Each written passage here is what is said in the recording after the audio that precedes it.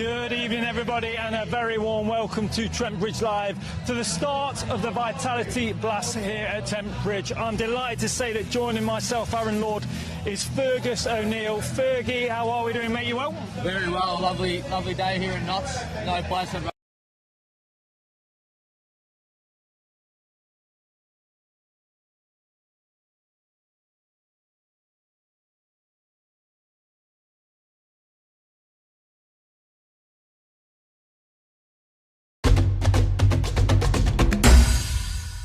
Joe, the prep is almost done. Your second season in charge leading the Outlaws in this T20 campaign. How are we feeling at the moment? Feeling good. We've had a successful period in the Red Bull stuff, so the morale's high in the changing room, and I think whenever you change over to T20 cricket, it brings excitement to the group. So a couple of days training, boys look in good spirits, boys look good, and yeah, ready to go. How's your captaincy developed into this second season? Because you're very much about the vibe around the team as well as kind of the action on the pitch, aren't you?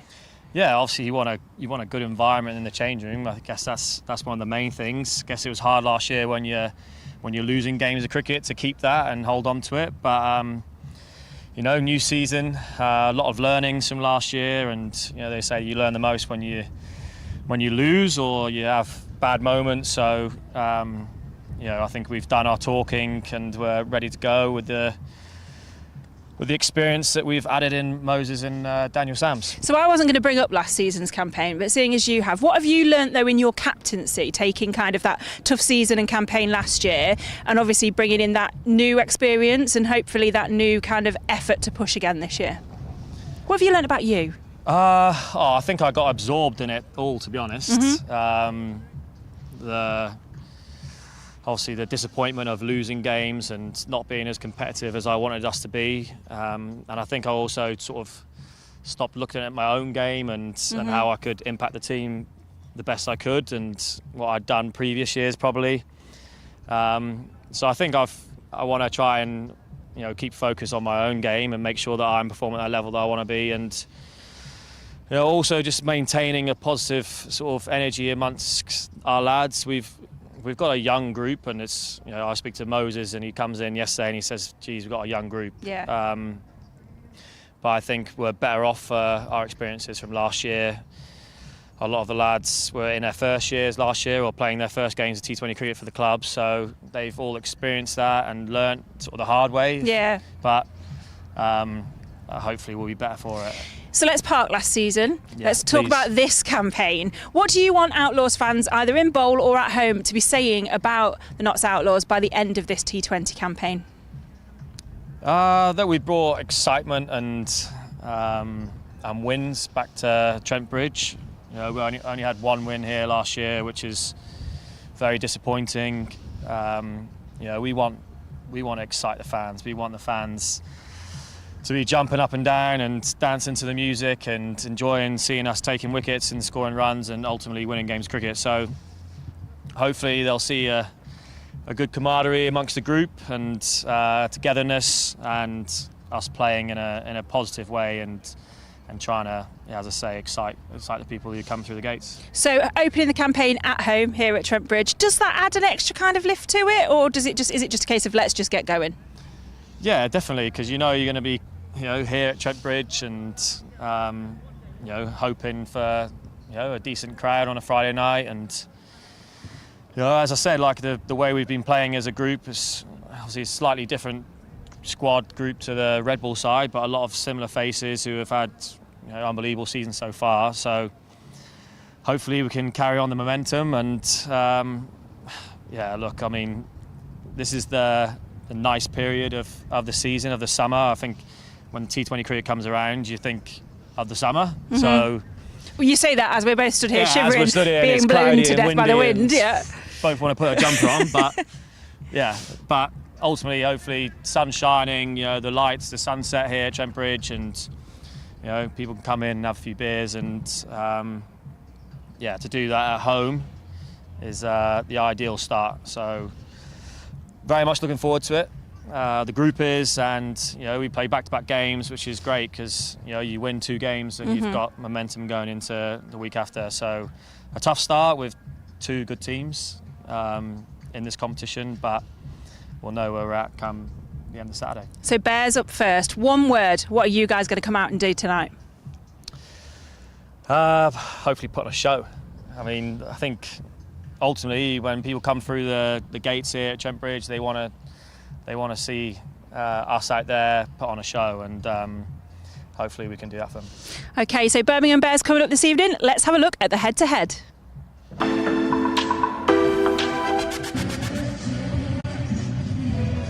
Apologies for the technical problem that we had out there in the middle, but you've just heard from the captain, Joe Clark, even Fergie. We're talking about a head-to-head. 25 meetings between these two. It's been quite close. The Bears are just one ahead. Obviously, we've just seen a tie in the women's game. Could be in for another close one this evening. Yeah, well, close counties geographically and close on the scoreboard, both in the women's and the men's. So let's hope that we can get that back to 13 apiece. We own one, don't we, after last year? Indeed, yeah, we do. We've had this one marked in the book for a while, even through the Champos. We've been speaking about starting the tournament well, and we're looking to do that today. Well, should we have a look at the Outlaws 11 that are taking to the field very, very shortly? And of course, it's led by the captain, Joe Clark, his second year as captain. Number 8, Lyndon James next up. Number 30, Jack Haynes. And a man Fergie knows very, very well. A wealth of experience in making his debut for Notts is number 21, Moses Henriquez. Number 14, Matthew Montgomery is next up. And then next, he signed a white ball only contract in the winter. So we welcome him back to Trent Bridge. Number 23, Tom Moores with the gloves. Another player that Fergie knows very, very well. He's played here as a Trent Rocket and now he is an Outlaw. It is number 95, Daniel Sams. He's been with Northants in the red ball, but he's definitely a Notts white ball player. It is number 31, Kelvin Harrison. And then LPW, Liam Patterson-White made an impact when he came into the side last year, and he wears number 22. Number 3 is Connor McCurr. And then finally, it is number 18, Dylan Pennington. Now, just to remind you that Notts won the toss and Joe Clark elected to have a bowl, so we should really see Dill and Connor out there early doors, but also maybe a little bit of spin in the power play. How do you feel about spin in the power play? Yeah, well, I think if you can sneak it over and spin in there, it gives you a few more options up the sleeve late, but we've got very good bowling, both seam up and spin, so I think whatever way JC decides to go, I think we'll start the season well, and I'm looking forward to a Notts win today. So you know the boys very, very well from your time here earlier on in the season. How do you think they'll be feeling now? First game at home. Do you think they'll be looking to make that statement and get out there and play? Yeah, I think so. Well, we've been undefeated at Trent Bridge this year so far, so I think we want to make this ground a bit of a fortress. And although it's a different ball and a different sport, basically, I think from the success of the championship so far, we're going to be looking to take that into our white ball campaign. And I know there'll definitely be a few nerves in there for a few boys that haven't played, or a few boys, obviously playing the first game of white ball, but I think the boys will be fit and firing and ready to go. You mentioned about the red ball. You was a major part of that, obviously, getting a 5-run debut here at Notts. How much will the success that we've had in the red ball help in the white ball? Well, I think you can't put a price on momentum, and you can't put a price on confidence, and that's two things we've got at the moment. Top of the ladder in the championship and all feeling nice and confident, a good vibe in the group, so I think you can't put a price on that. As I said, the boys will be firing, and I'm sure tonight's going to be a nice night for us, and so is this Vitality Blast. Indeed, indeed. Right, folks, it's nearly time to go.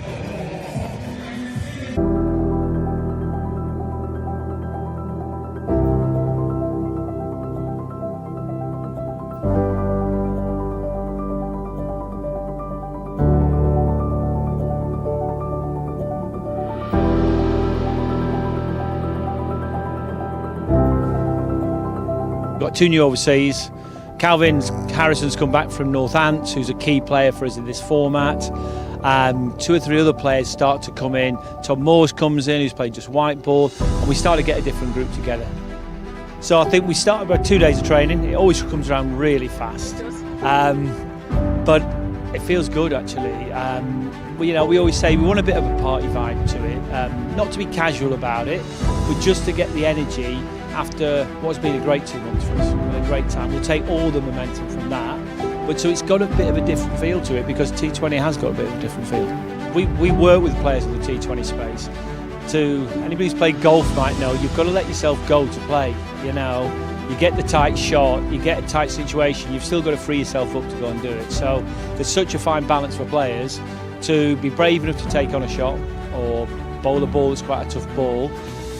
They're all committed, they all want to do it, and I think somewhere in that we do our best play when we're not thinking too much. So they've worked hard in their prep over the last couple of days with a view that tomorrow they earn the right to go out and play. You know, Sam to speak, and he talks a lot of sense. And Moses, one of the most successful captains in Australian domestic cricket, the Sixers, been through it all.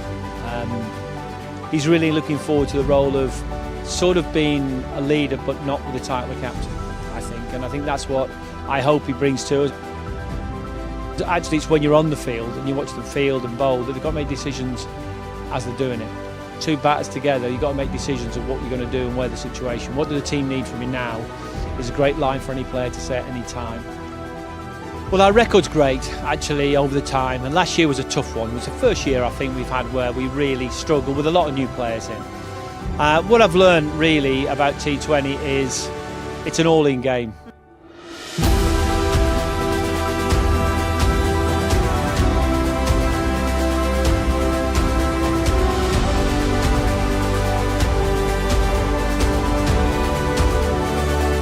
Can't afford to do it half-hearted. You've got to be totally committed to the hour and a half you're on the field, around the game. You immerse yourself in it, you live and breathe every ball because it can change. We used to say it changes in an over, it can change in a ball now. What I'm expecting and hoping from all the lads is they embrace that, the fact that they've got to immerse themselves in it. You know, it sounds a bit cliched, but we've got a pretty good track record of doing it, you know, of being quite explosive as a team. I'm hoping people will see us as a better fielding group this year. We work quite hard on it because actually it's when you're on the field and you watch them field and bowl that they've got to make decisions as they're doing it. So in the dugout, fingers crossed, and trying to keep a calm exterior. Even on the inside you're thinking, come on lads, we can do it.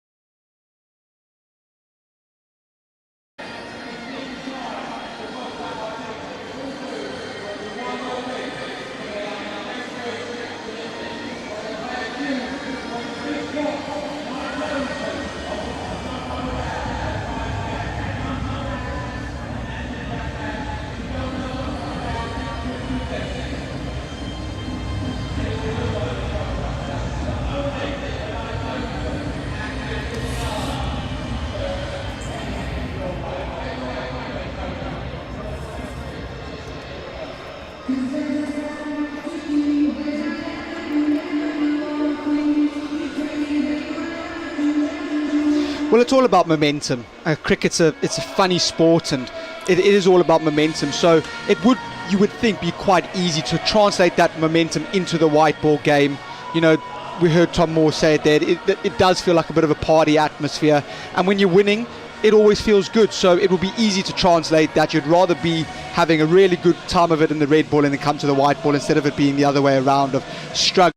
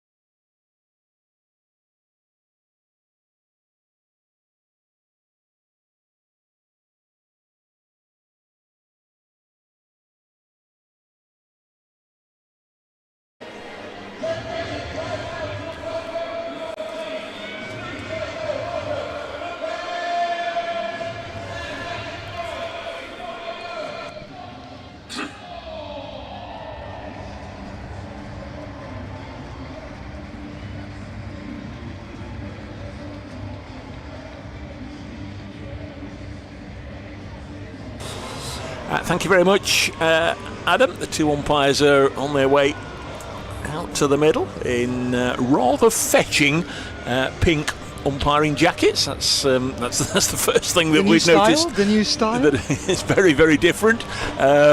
Need the shades on just to look at the umpires this evening. Our umpires are Hassan Adnan and Chris Watts, and then here come Notts in their new strip. It is predominantly green and gold, but a variation on what we've had before. It's predominantly dark green, particularly difficult from up here to pick out the names and numbers. It's a good job I can recognise most of them through their mannerisms and other such like. But the gold on the green, not great, but it's even better than the Bears, the pale yellow on the sky blue. That's even more difficult. Notts are in the field. They've sent out this team for the first game of the season: Joe Clark, Lyndon James, Jack Haynes, Moses Enriquez, Tom Moores, Matthew Montgomery, Daniel Sams, Liam Patterson-White.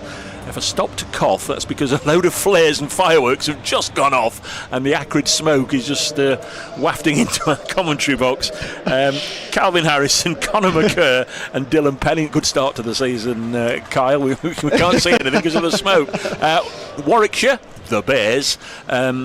We've got skipper Alex Davis out there, and looks like Tom Latham, yes. The New Zealander, has gone out with him. Rob Yates, Sam Hain, who I dare say will get his usual high quota of runs. He averages over 100 on this ground from 12 innings, so a terrific record. Ed Barnard, Kai Smith, the wicketkeeper, George Garton, Danny Briggs, Jake Lintott, Craig Miles, and somebody they signed yesterday, Adam Sylvester, is a Welsh-born quick bowler who's done the rounds. He's played for a lot of county second 11s, but the Bears have taken a punt on him and signed him, and he's in the team. I know somebody who the Bears took a punt on 3 or 4 years ago. Carl van Vollenhoven to talk us through the opening over here, bowled by Dylan Pennington to Alex Davis, the Bears captain.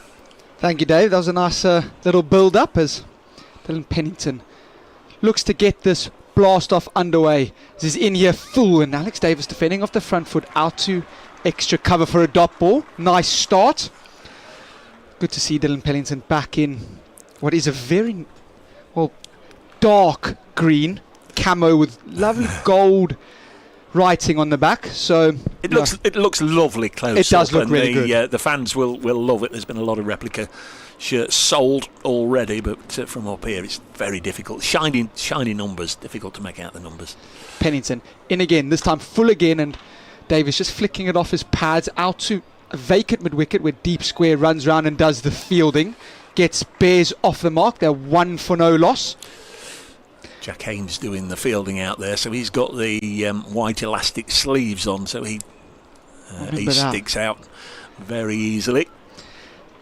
The two new guys, for those of you that like to be a little bit statty and organised, Daniel Sams is wearing number 95 and Moses Enriquez number 21. They're both former Australian internationals. Enriquez is now 38 years of age. I suspect his international days are done. Maybe not so for Sams, who's still a consistent performer, but Enriquez at 38, he's got all the experience in the world and all the experience that Notts were missing last year. Most definitely. Just in the middle order, Tom Latham on strike, the New Zealand international, to Pennington as he runs in. Outside Ostam beats him outside. Ostam just tried to push at one and it flew through to Tom Moores. Really lovely ball that from Dylan Pennington. Pennington has taken 55 wickets. Economy shade over 9, so handy. Does bowl death overs, hence why the economy is slightly higher. Bears did lose the toss and were put into bat, so how can they go here? Pennington sprinting away from us, goes full, driven off the back foot through extra cover. Is that going to race away across the practice wickets? It's not, and they're going to get back for 2.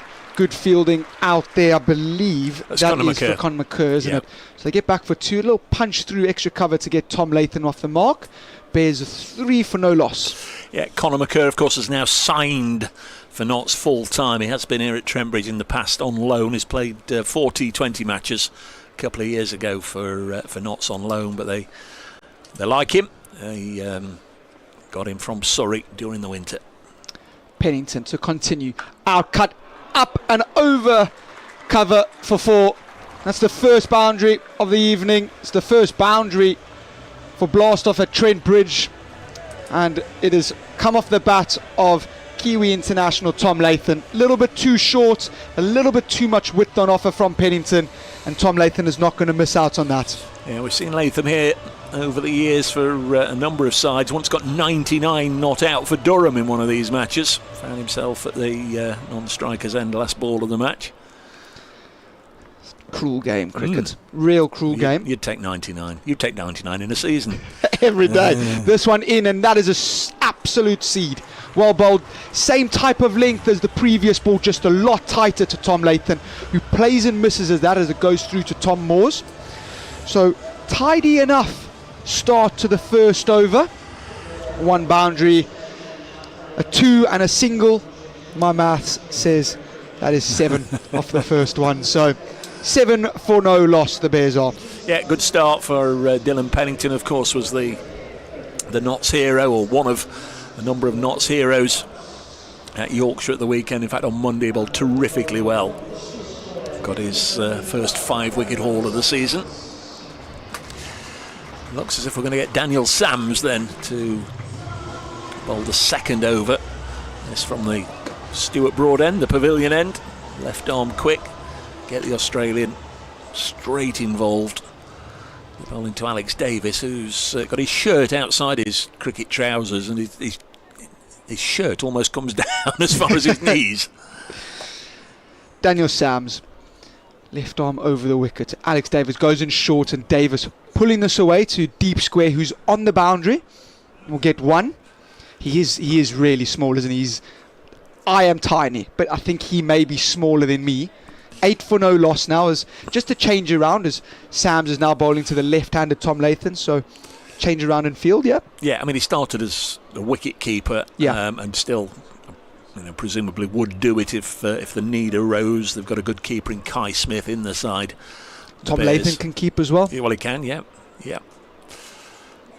Handy with glove. Now Warwickshire captain. So this is an Australian versus a New Zealander, and they'll both love this. Sams, in he comes to Latham, fires this one down the leg side. Tom Moores tidies up, and he's going to have to re-bowl that. So wide, 9 for no loss now. Daniel Sams has played a lot of T20 cricket across a lot of different continents and countries. He's taken 220 wickets. His best bowling figures are 5 for 30, and you'd love that on Nott's debut. He'd love to get off the mark in his first over and really get this Trent Bridge crowd firing. Blue skies today. A couple of white seats around. Sams in, just flicked around off his hip from Latham to Lyndon James at short, the fine leg, I beg your pardon. They get through for 1.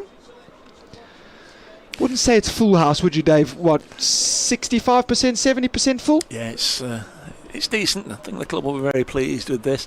Lovely to see Calvin Harrison back in Notts colours. I say he's been away with Northants on loan this season. They've had Farhan Ahmed and Liam Patterson-White vying for the spin bowlers slot in the county championship team. So Calvin's been away. Good to see him back. He's standing at slip.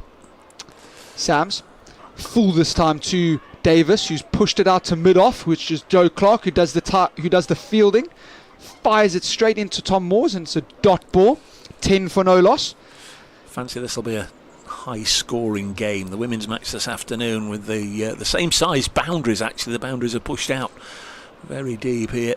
160 played 160. I fancy that the fellas will be capable of nudging up towards 200. Let's hope the Bears don't, though. Sams full and wide and carved out to deep backward point, who's on the boundary. Jack Haynes doing the fielding. Get through for 1. 11 for no loss. Been a very tidy start, this. 1 boundary so far in the opening 2 overs, which has been a really nice start. We saw at the beginning of last season, Notts didn't always start well with the ball. Would start on the back foot, have to try claw it back slightly. So Sams really started nicely. Pennington has started well as well. So may that continue for Notts, as this one in fulls, wrapped him on the pad, and the finger's gone up, and Sams has his first Notts Outlaws wicket. It's the big wicket of Tom Latham. He's gone trapped in front for LBW. Beautiful start, great start for Notts. Great decision, Joe Clark to bowl first. Yeah, it looked out, didn't it? Obviously from here you can't really tell. We're looking through the keeper and the stumps and the batter. Didn't really know if there'd have been a graze on the inside of the bat, but clearly there wasn't. And Tom Latham has gone for just 7 in the second over. Only out there, faced 6 balls, hit 1 boundary, but has already made his way off the field. So a really important breakthrough, and as Carl was saying, it's really important for a player when they move to a new side that they get involved early on, get an early wicket if you're a bowler, and he's done just that. New man on the way out is Rob Yates, who opens in the county championship with Alex Davis. So their red ball batters are out there in white ball cricket, and that wicket coming from just the 11th ball of the match, just the 5th ball that Daniel Sams has bowled. Latham again, LBW to Sams for 7. Really nice start. That, as much cricket as he's played, it will always feel good just to get on the board. And here he is to Rob Yates, bustling in, goes short, and Yates off the bottom edge, down the leg side, bottom edge is it. Tom Moore's diving to his right, stops it. It's a dot ball and a very good over from Daniel Sams. It's 11 for 1 and a fantastic start for the Outlaws. Start of the T20 domestic competition here. Call it blast off. 1 or 2 games played last night. A lot of sides are playing this evening. In the North Group, I can tell you that the 2 other East Midlands sides are meeting at Leicester and Derbyshire, 10 for 2 after a couple of overs at Leicester. The other match being played this evening in the North Group, Yorkshire are at home to Northants. Northants are batting 24 without loss in the 3rd. Pennington, who's just had a bit of a false start there. I think somebody's moved his bowling mark. He was going to set off and then thought, hang on, I don't run 75 yards in. Somebody's moved my bowling mark. Goodness me, that wouldn't go down well with Joe Clark if he bowled a no ball. Pennington into Davis, goes outside off stump and guides this down to 3rd man. They run the first one hard, but it's good work out there by, I think that's Matthew Montgomery. And they only get 1, so 12 for 1. Alex Davis he ticks the score over really, really nicely. He'll run hard between the wickets. You know, he's not this flashy, flamboyant player, but will get the job done, scores fairly quickly. He's a really good player. He's moved from Lancashire now a couple of years ago. Rob Yates on strike. Pennington sprinting in, goes full outside off stump, and it's a play and a miss from Yates. I'll tell you what, he's generating some serious pace there. He's got down the quickly. other end at a good old lick. He's a really quick bowler, isn't he? It's old Pennington, and it's nice to see him back in Notts colours. Rob Yates, 750s in this competition, higher score of 71, and he strikes it at a good old rate of 134. It's what they talk about as strike rates in T20 cricket. As Pennington in, goes full to Rob Yates and removes his off stump. Rob Yates played all around that. First one angled across him, this one just tailed back slightly. Rob Yates played all around it, and off stump is on the floor. It's a mess. Bears are in a mess. Notts in ecstasy. They're 2 down. Terrific bit of bowling from Dylan Pennington. Just blasted that through the defences, the porous defences, it has to be said, of Rob Yates. Very loose shot, and he faced 3 balls, but he's gone, and 12 for 2. This is a great start for the Outlaws. Here comes Sam Hain, though. Oh. Yes. 12 innings here at Trent Bridge for Sam Hain over the years, and 13 matches, 12 innings, 7 not outs, 566 runs, best of 112 not out, averages 113, 1 century and 4 50s, and I think those 50s were very often 80, 85, 90 not outs. He's absolutely loved it here in the past, but let's see what happens today. It might be a different day. It's only a couple of years, of course, although the Bears went on to win it, that Shaheen Shah Afridi, you may remember, took 4 wickets in the first over The Bears were 7 for 4 at the end of the first over. Colin Fray was with us that evening. I've never seen an over like it before or since. And just your luck not to get it. Well, from that position, then Haynes went on and got another big score, didn't he? And the Bears went on to win. But what a dramatic over that was. Here's Pennington. To Sam Hain. Pennington in, goes full, and looks like it's just stood up a length a little bit, as Sam Hain has just said there. It's just popped a bit.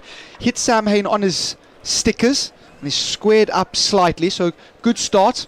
But you are correct, he is a fantastic player, Sam Hain. His records speak for itself. His only 100 did come here. I was sat in the crowd at that stage, and there was a lot of balls being thrown back to the Notts bowlers. 34 50s, strikes at 132, so very, very good. He's played in the Big Bash, he's played quite a few tournaments, and very handy cricketer. So big wicket. Pennington in, goes full. Hain flicking this off his legs to deep square, and Haynes keeps the throw low as Tom Moores is looking straight into the sun there, away to his right, to the Smith Cooper stand and the Dave Bracegirdle retirement home. See, Tom Moore's got some new gloves this year. He's generally had white pair. A lot of the time he's kept for Notts, but very dark, almost black. Pennington into Davis, who's defending off the front foot, out to backward point, dot ball, so very good over. Only 2 coming from that and a wicket, so lovely start, Pennington. The Birmingham Bears are 13 for 2 after 3. What do you do with him now then, Dylan Pennington? 2 overs, 1 for 9. Guess you've got to save him a couple of overs, but he looks in really good order. He's coming out nicely, he's bowling quickly. God dear. Only 4 overs per bowler, of course, in this competition, so you've got to utilise your bowlers as you think fit, but my word, he looks good. It's going to be Conor McCurr.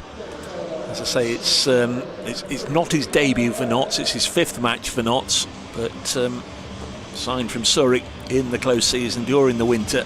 Now here on a permanent deal. He's been injured, so hasn't been involved at the start of the season, but they have been getting him ready, practicing, training, playing with the white ball for this moment. And he's going to bowl from the Stuart Broad end. It's Conor McCurr. Conor McCurr starts his long run up, in goes, and follows Sam Hain, who's shuffled to the leg side, goes full and is flicked through mid-wicket for 4. Lovely shot. Sam Hain giving himself a little bit of room, and McCurr doing the right thing and following him, just potentially over-pitched slightly, and Hain just leans on it and goes through a vacant mid-wicket area all along the carpet for 4 runs. South African born, isn't it, Conor? He is. He went to a school called St. John's. You went to school with him, did you? No, I didn't. Thank goodness I never had to face him. He bowled very quickly at school and still bowls fairly sharp now. It's Conor McCurr into Hain, who looks to lap him. Does lap him. Goodness me, that's incredible. It's gone for 6. Wow. Well, Dave mentioned he absolutely loves batting here. If he's going to bat like that, we're in for some serious entertainment tonight. First ball flicked through mid-wicket for 4 of this over. Second ball lap. That's a bit of a tough start for Conor McCurr. It is. None for 10 from 2 balls. And that ball, there's nothing wrong with that ball. If Sam Hain misses that, his stumps are everywhere. He's just got down, ramped it for 6. It's a glorious cricket shot, but Conor McCurr has bowled that ball very, very well. Didn't miss length or line. High risk shots, and he's executed it. Well, if that's sensing out Sam Hain's intentions, I think could be in for a cracker. How does McCurr come back to that? He bowls us full on his pads and gets flicked out to deep square for 1. It's probably a good result, that. So Sam Hain 12 of 5.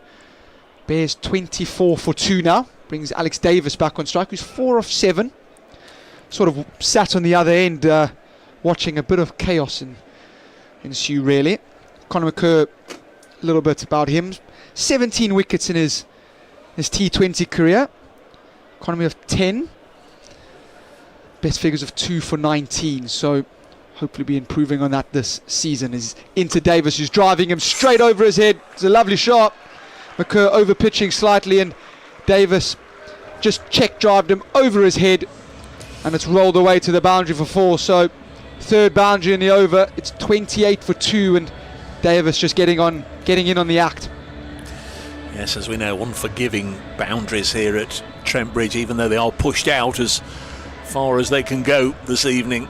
It's so quick, beat the field, and you're going to get full value for your shots, especially in these early overs where there's only 2 fielders allowed outside the circle. Most definitely. McCurr really do with a dot ball here. He bangs this one in short, and that's a lovely length. Davis just trying to flash us away through the offside, and it's a play and a miss, and it goes through to Moore's dot ball.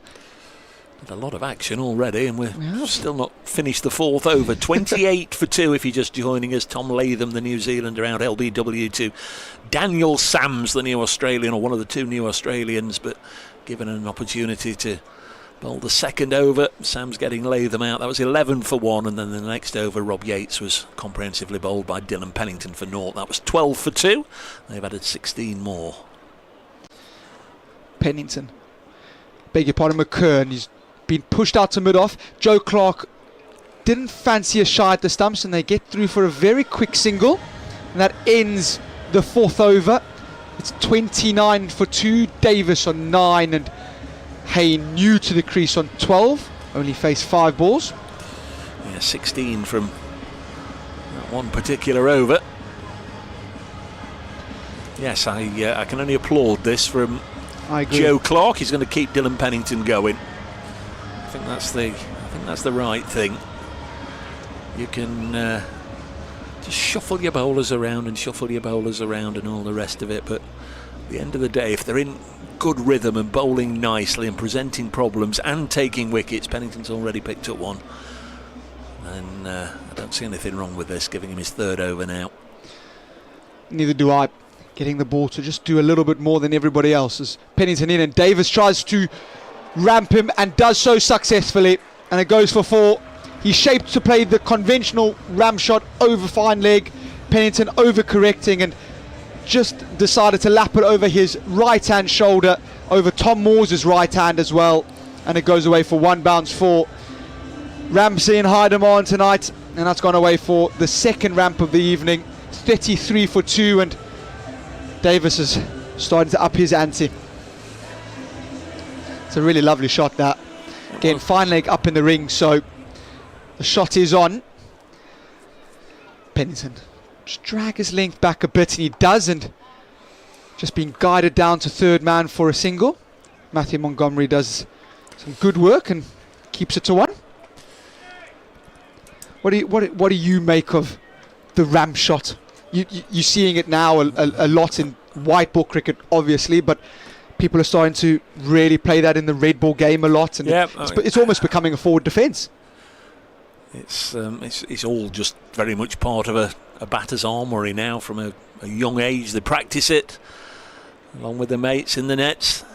Pennington in, Hayne giving himself room, and off a thick outside edge goes down to 3rd man for 1. I know it might not feel like that, Dylan Pennington, but you have won that battle. It's a tough game to be a bowler. Sam Hayne looking just to give himself room and hit that over what is a packed offside field, and Pennington just nicking him off. There's no slips in at the minute, so for 1, 35 for 2 now. Halfway through this over, as Pennington in, Davis giving himself some room as well, and off the inside half of the bat out to mid-on, where I believe that is Lyndon James, I think, at mid-on. He's wearing the number 8.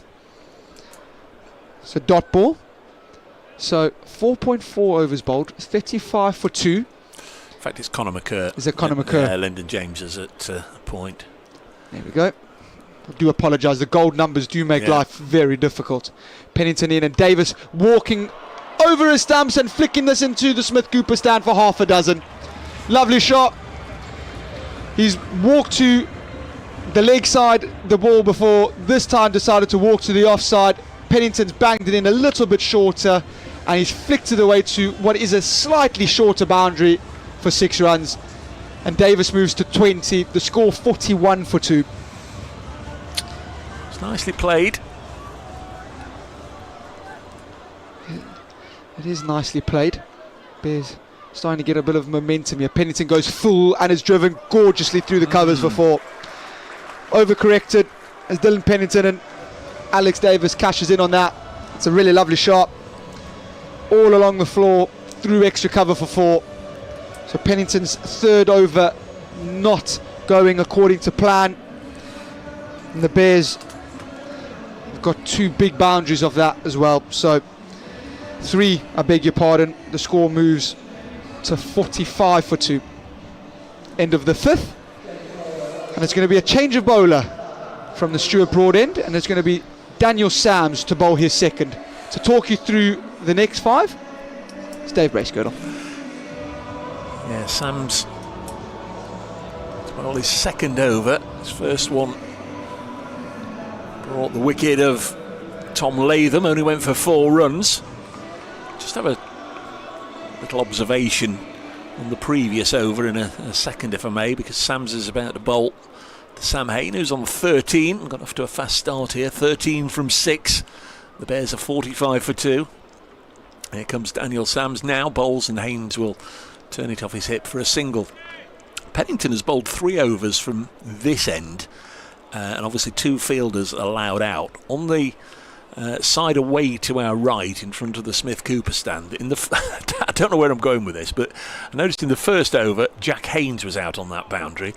In the second over, Lyndon James was stood in the same position, and in that last over, Calvin Harrison. It's almost like not so, I don't know, learning on the job, or just giving everybody a go fielding on that fence. I'm not entirely sure. 46 for 2 as Sams comes in once more, and Davis will cut this to backward point. There is Harrison with a good throw in, which just eludes Tom Moores, and then he explains that he's looking straight into the sun, so everybody apologises to everybody, and Calvin promises to bounce the ball in next time.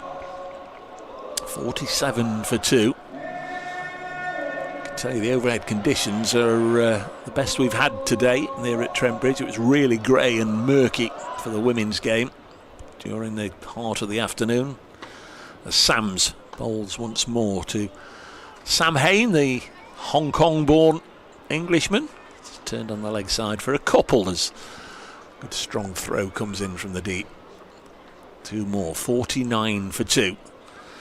Listening to T20 cricket. It is the start of the domestic T20 competition. Those of you that have just joined us on BBC Radio Nottingham. Cricket from Trent Bridge. There's 14 of these matches. Notts playing in the North Group, one of 9 sides. The top 4 go through to the quarter-finals, and then they go on to the finals day itself in September as Hayne works this off his hip, and that'll be the 50th run brought up after 5.4 overs. The Bears recovering, having been 12 for 2. Ripple of applause. These 2 have done very nicely, just sort of to rebuild a little bit after losing 2 quick wickets early.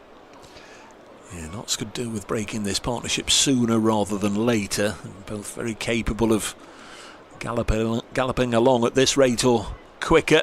This one's helped away, and that'll be 6 more to Alex Davis, down on one knee, and just for the time being seems to have got the measure of Daniel Sams as he helps this away over long leg and away for 6, just down into the front couple of rows of the Radcliffe Road stand. I think Joe Clark will be tempted, I would imagine, sooner rather than later to give his spinners a go. Calvin Harrison, the leg spinner.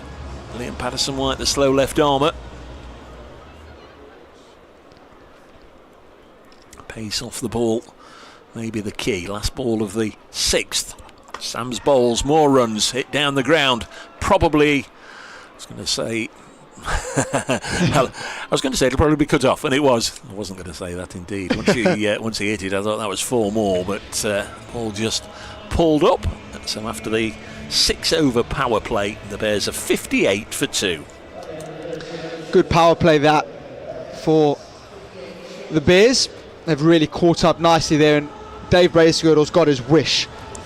And to be honest with you, I was sitting here thinking spin could be required, and it is going to be Calvin Harrison, another South African-born leg spinner at the ground today. And Calvin Harrison is brought into the attack by maybe the Joe only, Clark. Maybe the only, the only good one, that's for sure. So, where can your fans see you in action tomorrow? Plumtree away, So if anyone... So that's in the Notts Premier League for Woollerton. Notts Premier League for Woollerton. So looking forward to that one. Is that a top v bottom match? I think it's 6th versus 7th, I believe. Might be wrong with that. Harrison then to bowl to Hayne as we get back to matters at hand. This pair have added 46 from 21 balls. And Notts have got to stem the flow of runs, and they're going to try and do it through Calvin Harrison. Just taking a moment to sort his field out, and then in he comes from this Radcliffe Road end. The first ball, a little bit of turn there, and just eased into the offside by Sam Hayne. 27 now, Calvin. This is his 62nd T20 match. Best is the best in T20 is 4 for 17, but he's also had a 5 for 11 playing in the 100 competition. I think that's the best figures still in the 100 by any bowler. 5 for 11, 59 for 2. Davis on strike nudges this onto the leg side, and there's no run. It's well bowled by Calvin, going quick into the deck. Odd field with deep extra cover out, and no one sort of in cover region. Joe Clark at mid-wicket. Oh, again it's short, and too short, and it's walloped halfway up the Smith-Cooper stand for 6. Pulled to just behind square on the leg side. That would almost certainly have cleared most boundaries. That's the 50 partnership. 53 from just 24 balls between this pair. Davis hungry for runs. He's 35 from only 14 in this partnership. 39 from 20 in all. There's Harrison. Needs to get it a little fuller, and he does. And Davis responds by just prodding it into the offside. There's acres of green open space there for him to find with an easy single. Davis on to 40. Hayne on 18. If you remember correctly, Davis was 4 off 7. Now it's 40 off 21. 66 for 2. Calvin Harrison bowls it short again. A little bit of turn, but it's sat up and has to be punched into the offside, and is. One more to the total. 67 for 2. Daniel Sams doing the fielding. In front of the Fox Road stand. A few seats over there, but ground looking relatively full. This top edge might just carry, and it has, and Notts have got a wicket. Harrison's got a wicket. Liam Patterson-White with the catch. Out there on the leg side. Just check on that. In fact, it is Jack Haynes who takes the catch, and Calvin Harrison has got rid of Alex Davis, and that was really important for Notts because he was galloping along, but he won't gallop anymore. The Bears skipper has gone. Caught at deep backward square by Jack Haynes off the bowling of Calvin Harrison for 40, and the Bears are 67 for 3 in the 7th over.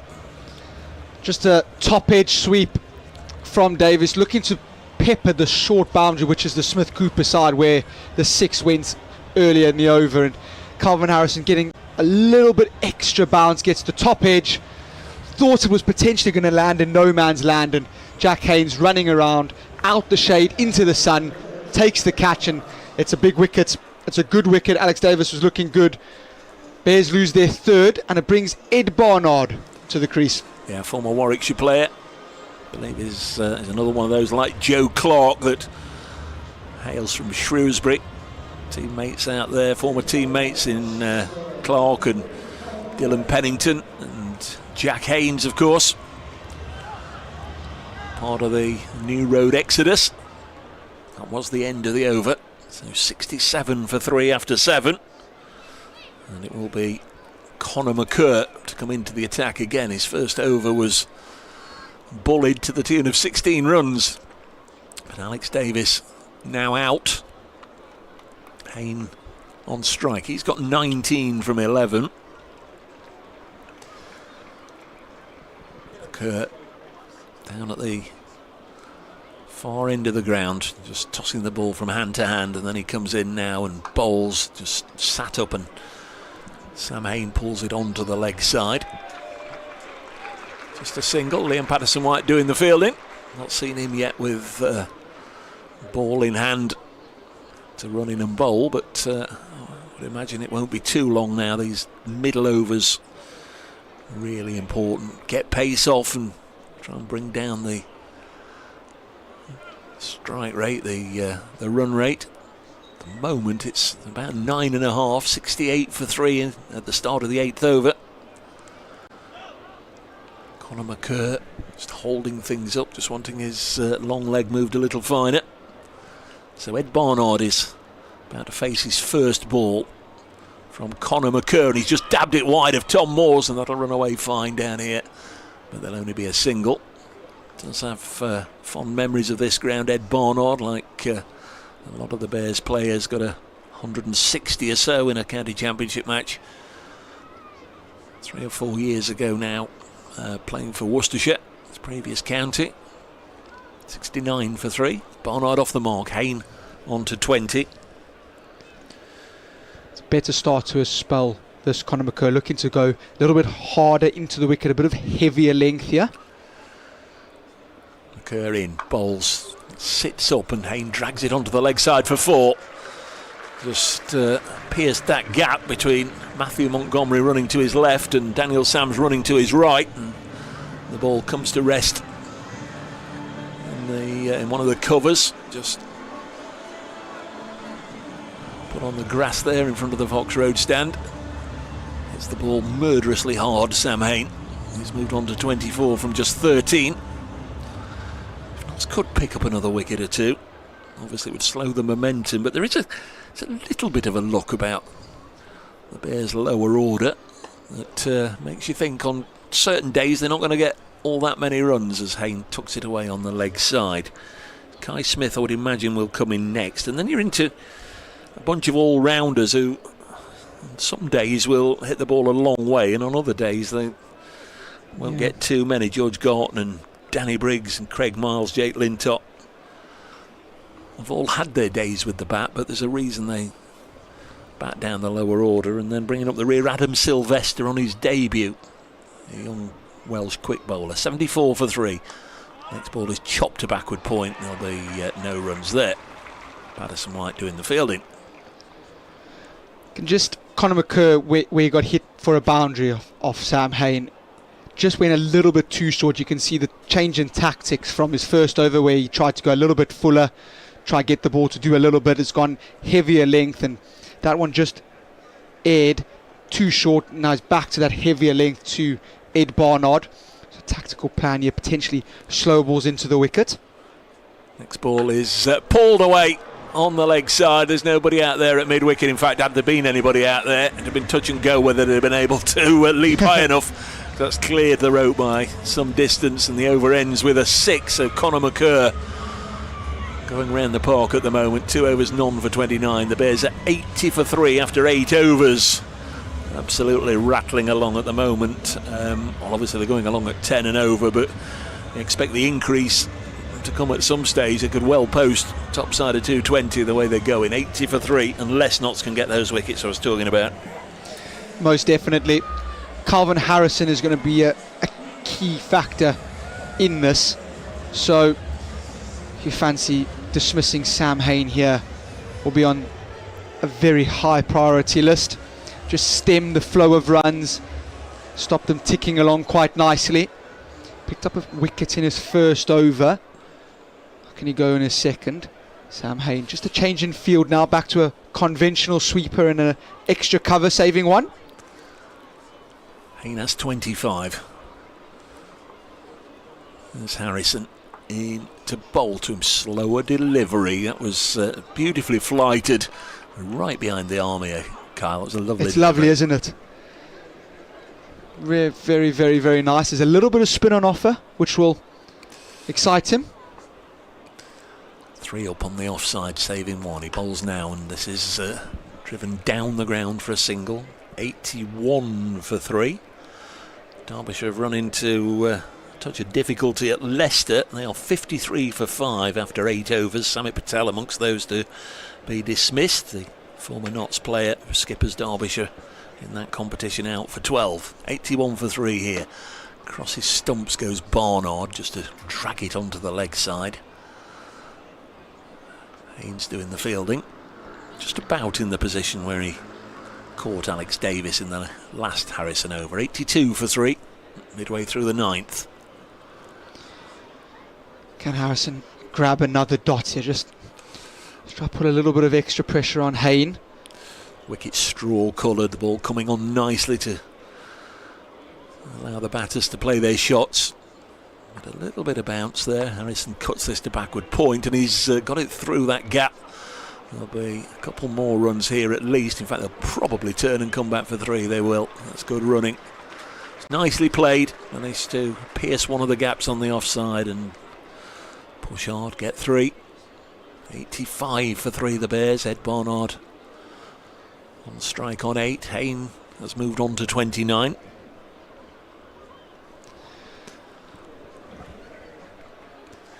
Harrison bowls down on one knee.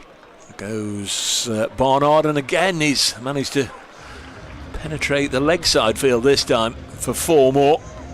It really is an unforgiving outfield. You beat the in a ring and you're going to get 4 more often than not. Such a small boundary away to the leg side there, and just a sweep shot all along on the carpet for boundary. Harrison bowls to Barnard, chops it onto the offside for the 90th run of the innings, 90 for 3 at the end of the 9th, so 10 overs, 10 from that over as well. This is the 13th meeting here at Trent Bridge between these sides. Notts have only won 5 of them, and not since 2019. The Bears have won the other 7, including all of the last 4 meetings here.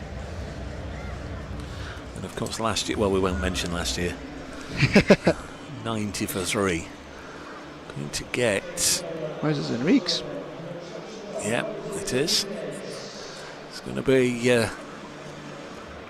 Portuguese-born former Australian international who captains the Sydney Sixers on his Notts debut. Moses Enriques, 38 years of age now, but still playing some wonderful cricket. Led the Sydney Sixers to the Big Bash title in the winter, and he comes right on medium pace there. His first ball pitched up on target, and Ed Barnard just nudges it down the ground for a single. 91 for 3. I'm not sure Sam Hayne will be looking to nudge the next one down the ground. He's already gone from, I think, 1st and 2nd gear to hitting 5th or 6th.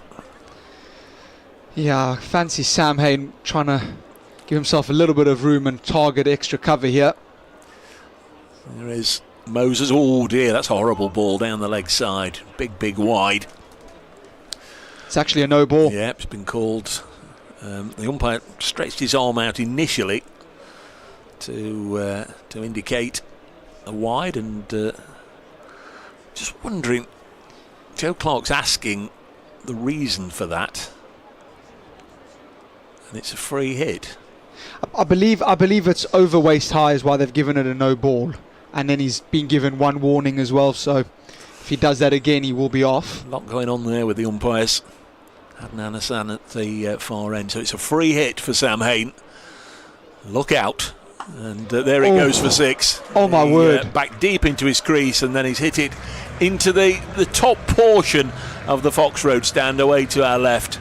There's a walkway across the middle, and he's cleared that. He's hit that into the upper deck of the Fox Road stand, and that's a pretty decent tap out there onto the leg side for 6. That's a really big 6, that. And Moses Enriques has bowled it exactly where not to bowl. He's bowled it slot, and Sam Hayne has absolutely smashed that away over deep mid-wicket for 6. 99 for 3. We've got 4 balls left in this over, and it's already gone for 4. Enrique is in again. This is dropped on the leg side for 1 by Hayne. 100 for 3. I think we had a little bit of Enriquez there. I think it is Enriquez. That's the 100 up. Yeah. So 10 from this over already. Only had 3 balls. So costly if you either overstep or commit some other misdemeanour here and you have to bowl more than 6 deliveries. So difficult as well when your margin for error on a ground where the outfield is lightning and batters looking really good touch. It's Can be a very unforgiving game, this. Barnard has 14. He's only faced 7 deliveries. Now to face his 8th from Enriques. This is driven into the offside for a single. In 2021, the Bears here posted 229 for 5. That was the highest score hit against Notts in the history of T20 cricket. What are we into now? The 22nd season, something like that. But a year later, they just went absolutely stupid. 261 for 2, which remains the highest score hit against Notts. Might even be the highest of the lot in the blast. Another ball tucked away on the leg side by Sam Hain. Notts had early momentum, but that's long since evaporated. Very much trying to play catch up here as we hit the halfway stage. 1 ball left in the 10th over. 102 for 3 on BBC Radio Nottingham. T20 cricket from Trent Bridge. Notts versus the Bears. From Birmingham, Enriquez bowls can hit into the offside. There'll probably only be 1. That's all they're going to get. So 103 for 3 at the halfway stage. Still on course to comfortably reach 200. Players out so far for the Bears. Tom Latham, LBW, Daniel Sams for 7. That was 11 for 1. Rob Yates bowled Dylan Pennington without scoring. That was 12 for 2. And then Alex Davis caught in the deep by Jack Haynes from the bowling of the leg spinner Calvin Harrison for 40. That was 67 for 3. It's now 103 for 3. Notts need a wicket from a leg spinner. Here's one, Carl van Vollenhoven. It's a very nice tee up again, Dave. Thank you. Calvin Harrison. He's going to be bowling here to Barnard, who's looked to sweep every ball that Harrison has bowled to him so far. That has been in his half. So fancy Calvin Harrison to just bowl quicker slider into the wicket. No, he goes loopy and goes for 6. Low full toss, about knee high, and Ed Barnard says, thank you very much. That is free. That's a freebie. Lovely shot. 109 for 3, and will your nightmare start to an over? Yeah. Just heard 1 or 2 shouts, 1 or 2 grumbles. The ball has just started to disappear. Rather more frequently. Yeah, Ed Barnard 22 off 10 now, so really striking it nicely. Tom Moore's just trying to marshal his troops out there on the leg side. Calvin Harrison in, goes full, that's well bowled. Dot ball, punch straight back at him. That's the 7th 6 we've had so far, and I know the crowd like to be entertained at these short form matches, but the Notts element that are here this evening. Harrison in, and Barnard pushing this out to Lyndon James at long on for 1. I don't think they're enjoying seeing the ball clear the ropes as often as they have done early on. 110 for 3. No, they would have much rather watched Rob Yates and Tom Latham get out on repeat instead of the ball flying around the ground. Sam Hain, who's 37 off 21 here. Harrison in, goes full and is flicked out to deep square for 1. Jack Haynes does the fielding, bounces in to help Tom Moore's eyes, keeps it below the sun. So after that first ball, Calvin Harrison's come back nicely with a dot ball and 2 singles. Can he squeeze another dot in here? Barnard gives himself room, hard sweep, and it's going to beat cow corner to his left after Tom Moore's moved him a tad square, and it goes for 4. So I said earlier that Barnard is looking just to sweep Harrison. He swept him for a 6 first ball, and now he swept him for a 4 again. So this is starting to look like a really, really handy partnership. 115 for 3 here. Harrison in, goes a little bit short, and there's a bit of turn, and it's pushed out to extra cover for a dot ball. 115 for 3. Well, again, another over 10. Sorry, Kyle, I was just wondering, how long can Joe Clark go without turning to Liam Patterson-White? Here he is. But that answer's already been, that question's already been answered for me, because Patterson-White quickly up to the umpire at the far end, handing over his cap. What is this? This is the 7th, the 6th option, because Moses Enriquez wasn't really expecting Moses to have a bowl. Pennington 3 overs for 25 runs, Sam's 2 overs for 17, McCurd 2 overs for 29, Harrison 3 overs for 31, Enrique's 1 over for 12. So they're all getting a little bit of treatment here. Liam Patterson-White, can you stem the flow of runs and more importantly get a wicket? He's in here to Hayne, who's just pushing this out to mid-wicket for 1 run. It's a nice length that from Liam Patterson-White, just that real in-between length where you can't really run down in one step and hit it, and you can't go back and pull it or cut it off the back foot, so just flicked it out for 1. How's Ed Barnard going to look to play this? Patterson-White, slow gather in, goes full, runs at him, and he's driven this down the ground, and he's going to get 4. Well, I wondered how he was going to play it. He's decided to run at him. It's a lovely shot, straight back down the ground for 4. 120 for 3 now. Liam Patterson-White getting the treatment that every single bowler on show tonight has got. 50 partnership from 27 balls, and Ed Barnard's got 31 of them. Patterson-White in straighter and pushed down to long on for a single. So they're ticking on really nicely. 121 for 3.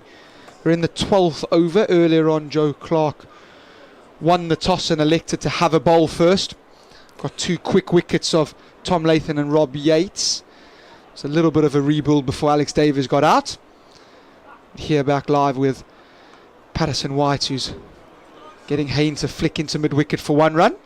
122 for 3. Alex Davies was out caught deep square for 40 off the bowling of Calvin Harrison, and since then it's really been the Ed Barnard show. He's 32 off 16, and Sam Hayne, who's played a very sportive knock, still very quick, 40 off 24.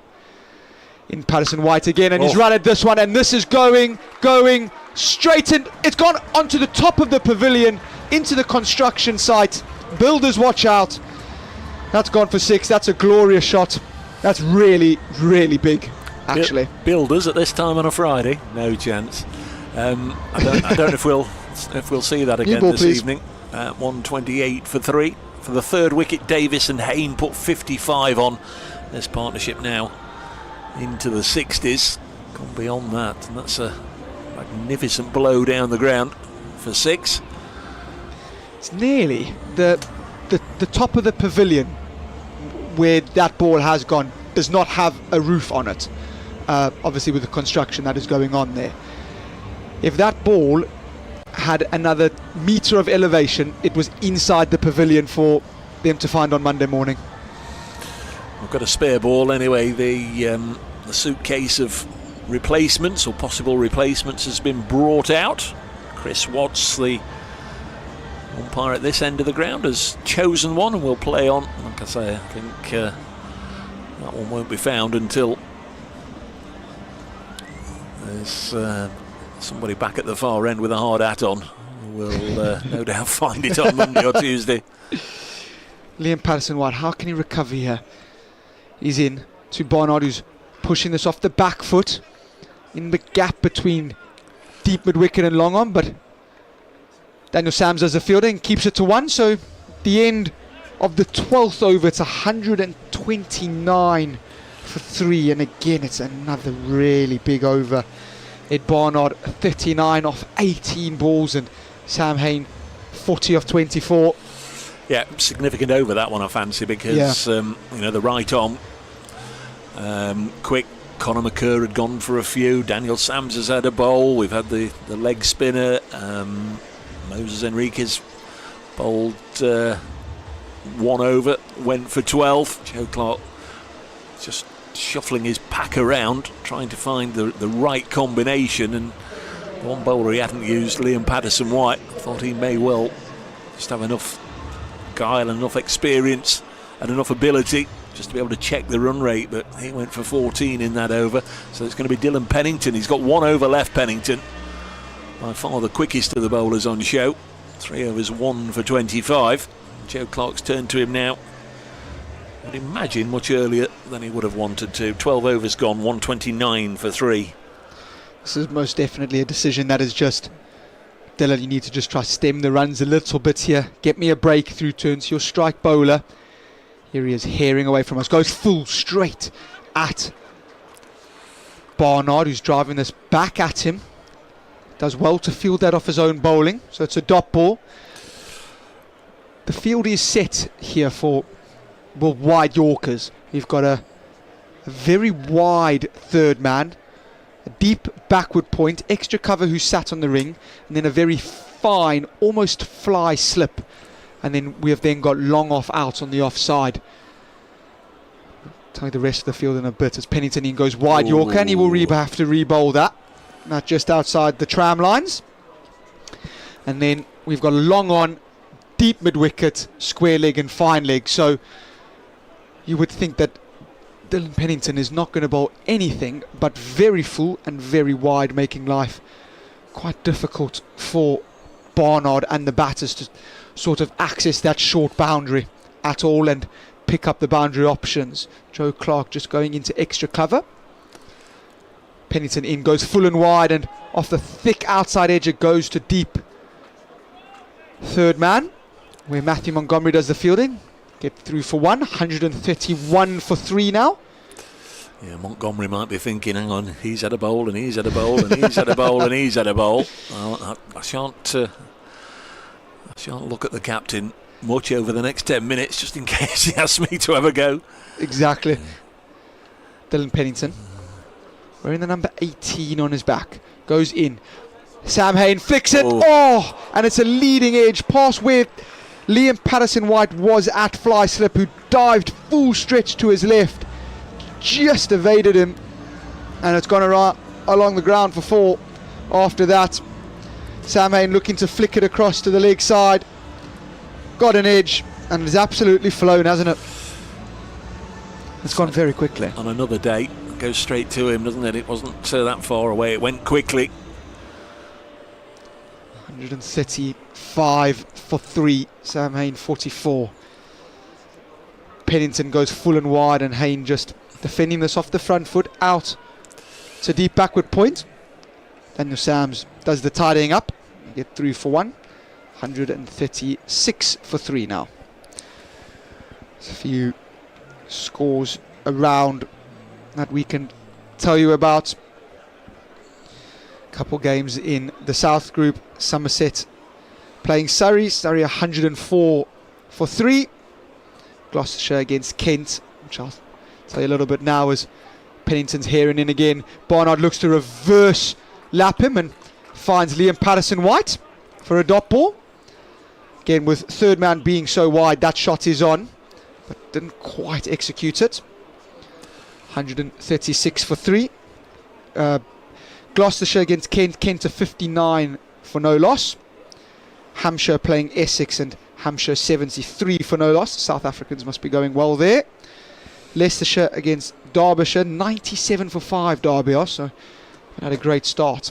Pennington in, go full and wide, and Barnard just pushing this out to deep backward point to Sams again. It's a good finish to the over, 137 for 3. Sam Hain 45 not out, and Barnard 41 not out after 13 overs. Pennington finished, he's bowled out then 4 overs, 1 for 33 for Dylan. Lovely wicket that he did take early on, clean bowling Rob Yates. Can't be used anymore now. That's his 4 overs. Calvin Harrison's had 3. He's going to bowl out this time from the pavilion end. 3 overs, 1 for 31 for Harrison. I like this move, obviously. Calvin bowling from the Radcliffe Road end, having the batters swing away to a short leg side boundary. Have now swapped it around. Batters will be hit into a bigger leg side boundary now. He's unfortunately now turning it to a shorter one. Harrison in, goes straight, and Barnard walking across the stumps looking to sweep him. Gets a bottom edge, and Dylan Pennington smartly fielded at short fine leg, and they scamper through for 1. 138 for 3 now. Calvin Harrison bowled 3.1 overs, 1 for 32. So he's got 5 balls remaining. Can this over go for 7 or less? Harrison in, goes just a tad shorter, and Hain pushing it off the back foot to long on. Again, a little bit of turn on display for Calvin. So 2 balls, 2 singles, which is very, very handy indeed. I don't know how you'd actually bowl an over for 7 or less on here at the moment. Barnard running down there, and he's got his timing all wrong. He's looking to hit it over long off, and it's just, would you say, too early on the shot, and has almost closed the face of the bat and has gone to long on for 1. Just an accommodating surface, isn't it? It's coming onto the bat beautifully. Field pushed as deep as the skipper dare allow. 140 for 3 as Calvin Harrison bowling his leg spinners, fires one in down the leg side, and it's a bit of an appeal as it went through to Tom Moores down the leg side. You never quite know if those appeals are, don't give it a wide please, or if it's come off anything. Umpire Hassan Adnan has just said it's come off his pad, so a dot ball. As a goal does. Harrison in, and this is a defended back to him for a dot ball. Those have been very, very rare this evening. So 2 dot balls. Last ball of the over. Can he get out of it? Well, yeah. Been a terrific over so far. Only 3 from it. Here he is. Hop, skip, bound into the wicket, and well bowled. Flicked it out to deep mid wicket for 1. So that's a very, very handy over. Only 4 coming from that. Unfortunately, Birmingham Bears are still going at over 10 and over. So Calvin Harrison's bowled his 4 overs. He's 1 for 35. So very good comeback after being very expensive in his 3rd. So a very, very good 4th. 6 overs to go. It's going to be Moses Enriquez again. So Moses Enriquez to continue. Went for 13 in his first over. So you would think that it is going to be much of the same really in regards to full and wide. This doesn't happen every day in cricket. A player born in Portugal bowling to another one born in Hong Kong.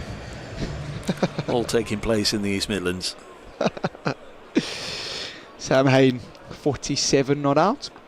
141 for 3. Moses Enriquez wearing number 21, running away from us, goes in, and Hain pushing this out to long on for 1 run. 142 for 3 now.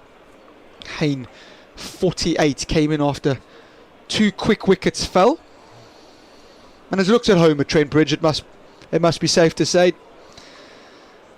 as Dave mentioned earlier, he has a phenomenal record here. Highest score of 112 not out was here. Runs galore. He must see this fixture every time on the calendar and think, goody me, this is wonderful. Yeah. I'd love to think about a ground like that. I really, really would. There's lots of cricketers that would. Ed Barnard played a very destructive 43. Here he is. He walks across the stumps, has got an edge, and luck is definitely on his side as that's gone over 3rd man. He's looking to swing this away to cow corner, and he's got an edge over 3rd man, and it goes for 4. Barnard moves to 47. The score moves to 146 for 3. They've played some wonderful shots between them, but they've also had a huge slice of luck on occasions. Seeing the ball just clearing fielders on a number of occasions. That was a complete miss hit that just looped over the fielder. Enriquez in, and this one has gone high, very, very high, and it's gone for 6, I believe. It has. Well, it's away to the short boundary. Enriquez has bowled that, it must be said, a good 5 or 6 yards quicker than all the other deliveries. It was a short pitch ball. Barnard has hit that very, very high up in the sky.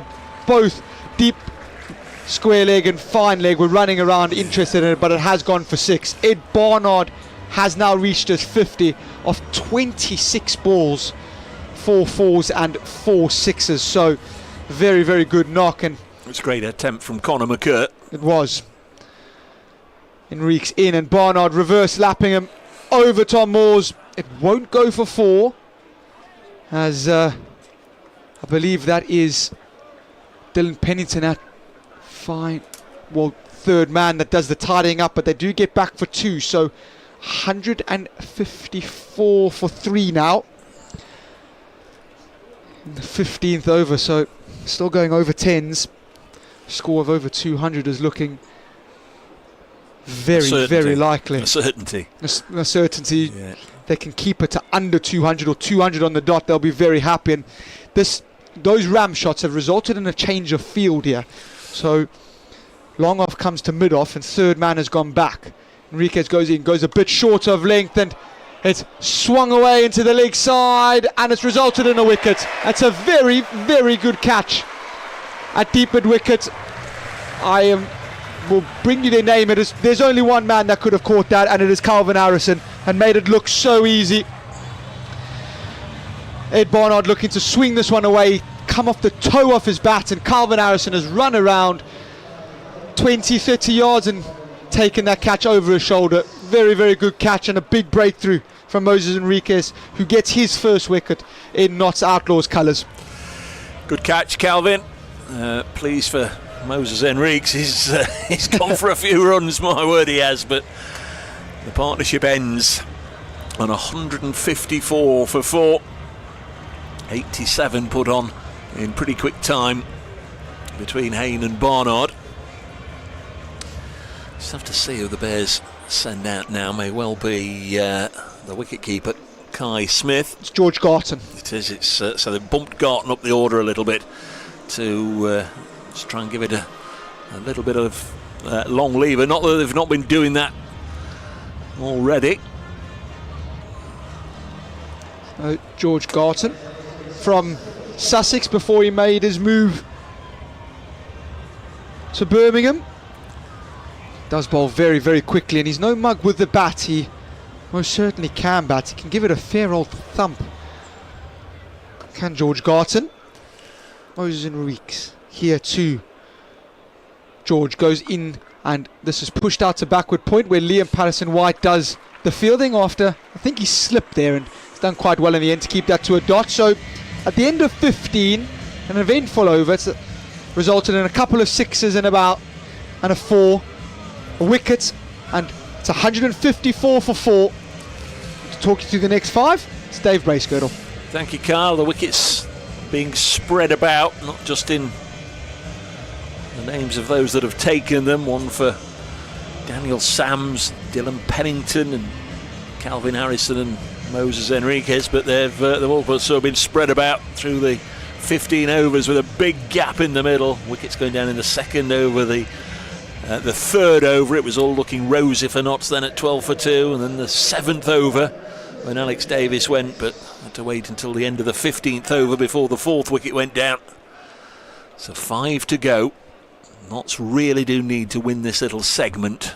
154 for 5 with 5 overs left. It's going to be Lyndon James into the attack for his first bowl of the evening, and first ball just gets up a little big and loops out onto the leg side off the shoulder of the bat. It's bowling from the pavilion end, the Stuart Broad end. 155 for 4. Sometimes do think you can have too many bowlers, too many options, but maybe this is an evening where you've just got to try and fiddle them around and just see if you can pop somebody on who might just have that little bit of luck on the night. Seems like they've been lining up one or two of the batters. He's going to go round the wicket now to the left-handed Garton. Lyndon James comes in now, and Garton's down on the ground. Well, I think he's going to... Oh, he's quickly up. He beat the count of 10 there. He chased the widest of wide balls there from Lyndon James, and in doing so, trying to reach full length to get it, his feet went from underneath him and he went crashing down to the ground, but he sprang up. No danger of the referee counting him out there. There's a wide, of course. It'll have to be re-bowled. 156 for 4. Lyndon James comes in once more and bowls, and this is hammered into the offside and through the offside and over the fence, and it clatters into the floor. And who said he gives it a mighty wallop? Well, he did just that. He has hit that like a tracer bullet. It just looked like a nonchalant drive through the offside, and it has gone so quickly. Daniel Sams out there has taken 5 steps, and it's ricocheted off the wall. 160 for 4 as Lyndon James comes in and bowls, and another single here, just punched down the ground by Garton. Earlier on this afternoon there was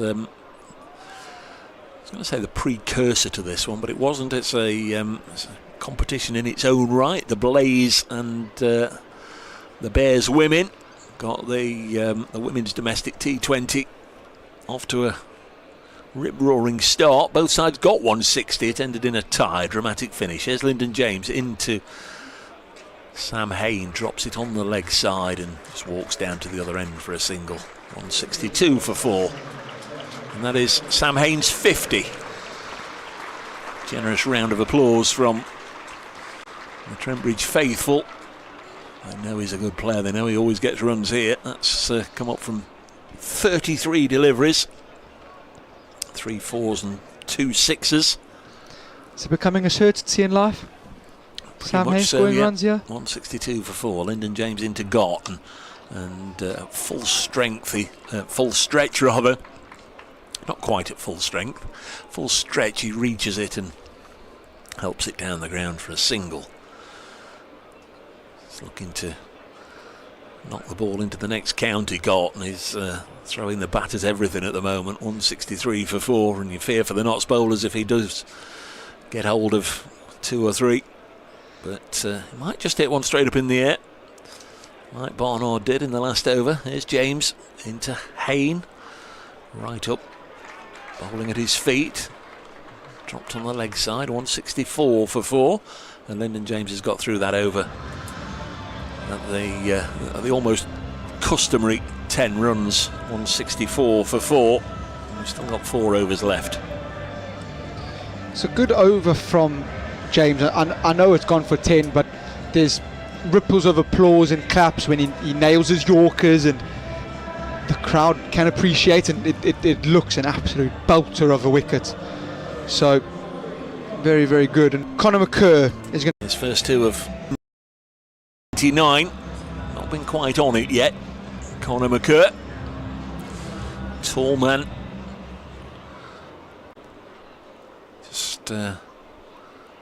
Just his bowling mark. He'll be bowling to Sam Hain to begin with, the right-hander.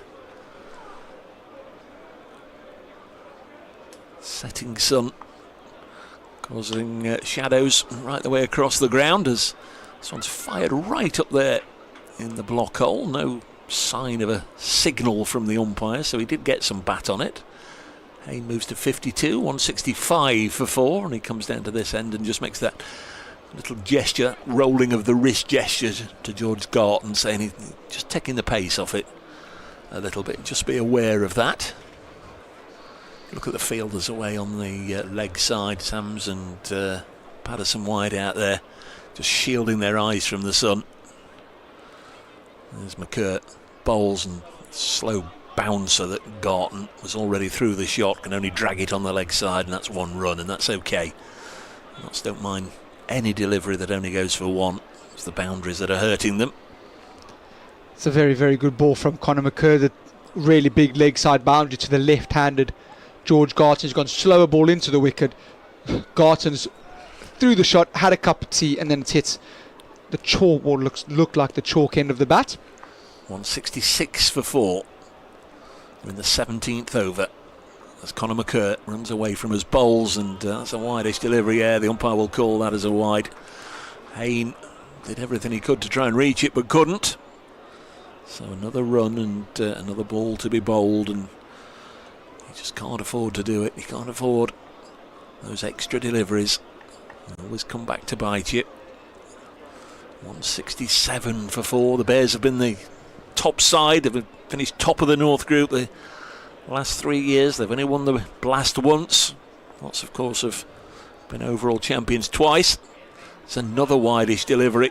And the umpires decided then that Sam Hain had gone so far over outside the off stump that he's not going to call that one as a wide. Might just have got away with one there, Connor. I think he has. Tom Moore's looked livid that the ball before was given a wide as Sam Hain walked across, and Sam Hain now has gone even further across and I think reaching 167 for 4, and there's another one, and that's got to be called, and is 168 for 4. Don't mind the plan here from McCurr. Sam Hain looking to walk across pretty much every ball and swing away to the short leg side boundary. Just hasn't quite executed it. Wouldn't mind seeing just wide Yorker, get out the over, bowl to the left hand and make it life a little bit more difficult hitting to the big boundary. Yorker bouncer. Let's hit those stumps. Oh, this isn't hit down the ground. Will it clear the fielder down below us? It will indeed. 6 runs. Wasn't a fielder down below us because it was hit absolutely straight. Back over his head for Conor McCurr. He's taken a bit of a beating here, Conor. Not helping himself with the wide deliveries. But that one that was pitched up has been driven handsomely by Sam Hain, who's on to 58 on his favourite ground. Don't know why he plays for Warwickshire. No, neither do I. 58 from 37. 174 for 4. It's delivery on its way now, and he's driven this one into the offside. Matthew Montgomery will do the fielding, and slight misfield, and they come back for a couple. 176 for 4. You played at Warwickshire. I mean, what sort of fella is he? When I played there, he was just coming back from. He had a bad ankle injury, if you remember, in 2021. So he was just coming back. He's very nice man, lovely man. Even on half a leg, he was an absolute wizard with the bat. He's on 60. He's on strike after that latest 2, and now he's just stepped across his stumps and just flicked this one away for 6 more on the leg side. It's turning into a bit of a butchering at the moment. 182 for 4, and we've still got 3 overs left. 18 from that one, that Conor McCurr over that was an 8-ball over, going for 18. Daniel Sam's coming back, I think, from the far end. Very, very difficult to bowl to Sam Hain when he's in this type of mood and in this type of form. By the looks of it, it's just very, very difficult to bowl to Sam Hain at Trent Bridge. If Notts are going to win this, it's going to be a very entertaining run chase. It's going to be something. It's going to be something about 220. Probably take 220 from here. That means they're going to get. That means they're going to get 38 from the next 3. I mean, that really is sort of the rate they've been going along at. 12, 13, 14 and over. Let's say the current run rate actually just a whisker under 11, but you expect the acceleration. They've got 6 wickets. So there's a dot ball. There's only 17 legal deliveries left in the innings. 182 for 4, the Bears. The DJ up in that corner in the Smith Cooper stand is in a lot of danger. The way George Garton is shaping up to hit this, he might be getting a little bit more on his decks then. Just as Sam's serious with him, he's trying to hurt you in, with one big blow. Yes. But Hain, he'll just keep going 2-4, 2-4, 6 all day long. He'll just keep that board turning over, keep getting himself back on strike. If it is a bad ball, he'll put it for 6. If it's not, he'll hit it for 2. Such a good player. 183 for 4. He's got so many different shots. He's got the lap, he's got the inside out over extra cover, so plans have to be very on top of your game. Sam's bowls to him, and well, he's kept him quiet with that one. They will take a leg by, but that's a win for Notts, very much so. 184 for 4. Played 2 ODIs for England in 2023. Sam Hain, but I think most observers feel he should have played a heck of a lot more. Fabulous player, consistent run scorer year after year. Now Garton playing the role of the Mad Axeman at the moment. He swings that past Tom Moores and away for 4. Moores flying through the air like Superman. He couldn't get anywhere near it. He absolutely took off there, Tom Moores, trying to get on the end of it, but that one just skewed away off the very bottom of the bat and sped past him and away for 4. That has gone very quickly. Daniel Sam's pace on and goes full, and Garton has thrown the kitchen sink and the bathtub at that, and Tom Moores just couldn't get there. Goes away for a boundary. 168 for 4. Garton moves to 12 off 8. Yeah, I wish it was. It's 188 for 4. Oh, there's Sam's. Comes in again. Still 2 balls left in this over, and there's 6 more. This time on the offside. He's launched this high over the ropes, square of the wicket on the offside. That's not the easiest cricket shot in the world to play. He's got good bat speed, he's got a good eye, good technique, and Garton bumped up the order to come in at number 6 and play these sorts of shots after that magnificent partnership between Davis and Hayne, and then Hayne and Barnard, those two 50-plus partnerships. And he's making a very good fist of this. He's on to 18 from just 9 already. That is an absolutely outstanding cricket shot, George Garton. 194 for 4. Sams bowls. Bowled him! Bowled him. Garton had fun, but it's ended. Been bowled by Daniel Sams for 18. 188 for 5 with 2 overs left. That was pitched up delivery. That's knocked back the middle stump. In fact, the board hadn't changed. It's 194 for 5 now with that 6. Garton out for 18. Sam Hayne still there on 67. 2 4s and a 6 in George Garton's quick savage knock. So we've got 2 overs left. 194 for 5. 12 from that one.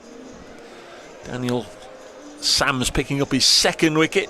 3 overs, 2 for 29 for him. Kai Smith is the Bears wicket-keeper. That's one is on his way out to the middle.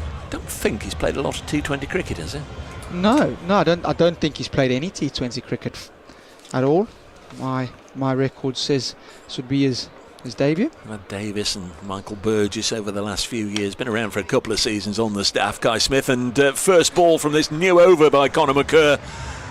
Low full toss, whipped away on the leg side by Hayne, who's on to 70. 11 balls left in the innings. It would be a phenomenal achievement from here if he could get to 3 figures, but don't rule it out. But he has had a run of 80 and 90 odd not outs on this ground, as well as his unbeaten century. There's McCurr, bowls to him, and he's going to get 4 more here. And it's like picking cherries at the moment for Sam Hayne. 4 more. Conor McCurr has gone for 55. Not been a night for Conor McCurr. Sam Hayne 74 now, 202 for 5, so it brings up 200. Still 4 balls left of this over, and Sam Hayne is sinking 15, 16, 17 run over. There's McCurr again, bowls, and this time temporary reprieve as one shuttles and scuttles along the ground outside the off stump, and Hayne played over the top of it. Just so we are aware, the cut-off time, there's 1952. It's 1952 now. Yeah. The implications that all this has pulled away for 6 more. Another full toss, and that was hit right in amongst the rows that are quite heavily populated in the Smith Cooper stand. Just hope that's not done any damage. Don't think so. But away for 6, and the umpire has called Joe Clark up. I wonder if Conor McCurr might be in a little bit of trouble here. No, so if I'm correct in saying this, because the cut-off time is done and they haven't started the last over by the time the cut-off time starts, does that not mean that they have to bring another fielder inside the last over? No, they have to bring him in now. So they're bringing in another fielder now. So as a penalty, if you don't bowl your overs in the amount of time that you need to, then an extra fielder has to be in, and it's been hard enough with 5 out. In comes Conor McCurr, bowls now and wide of the off stump and through to the keeper. And some bad news for Conor McCurr, because this is the most now that a Notts bowler has ever gone for in the T20 Blast. The previous was Dan Christian, who went for 59 here against the Bears in that record-breaking innings in 2022. So the first Notts bowler to go for 60 runs. He's none for 61. 1 ball left in his spell, and this has helped down the ground, and that'll be 6 more. very, very close to the ropes. The umpire's just checking. Couldn't quite see the rope due to the overhang. Yeah, signalled as 6. Just peering out the window, but the TV gantry just sort of blocks off the ropes, and he's gone for 67, Conor McCurr. 4 overs, none for 67, the most ever conceded by a Notts bowler in the Blast. That's not a record you want to take away with you. And of course, during the course of that over, the Bears have got over the hill and away. If they hadn't done so already, 214 for 5. That was a 20-run over. It was indeed.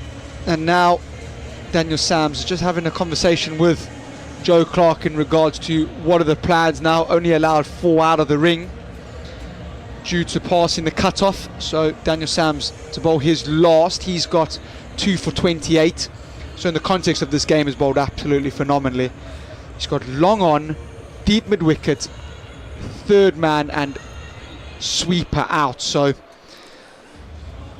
those options are going to be here to Kai Smith. Sams to bowl the final over, and there's 4 more. Kai Smith, what a shot.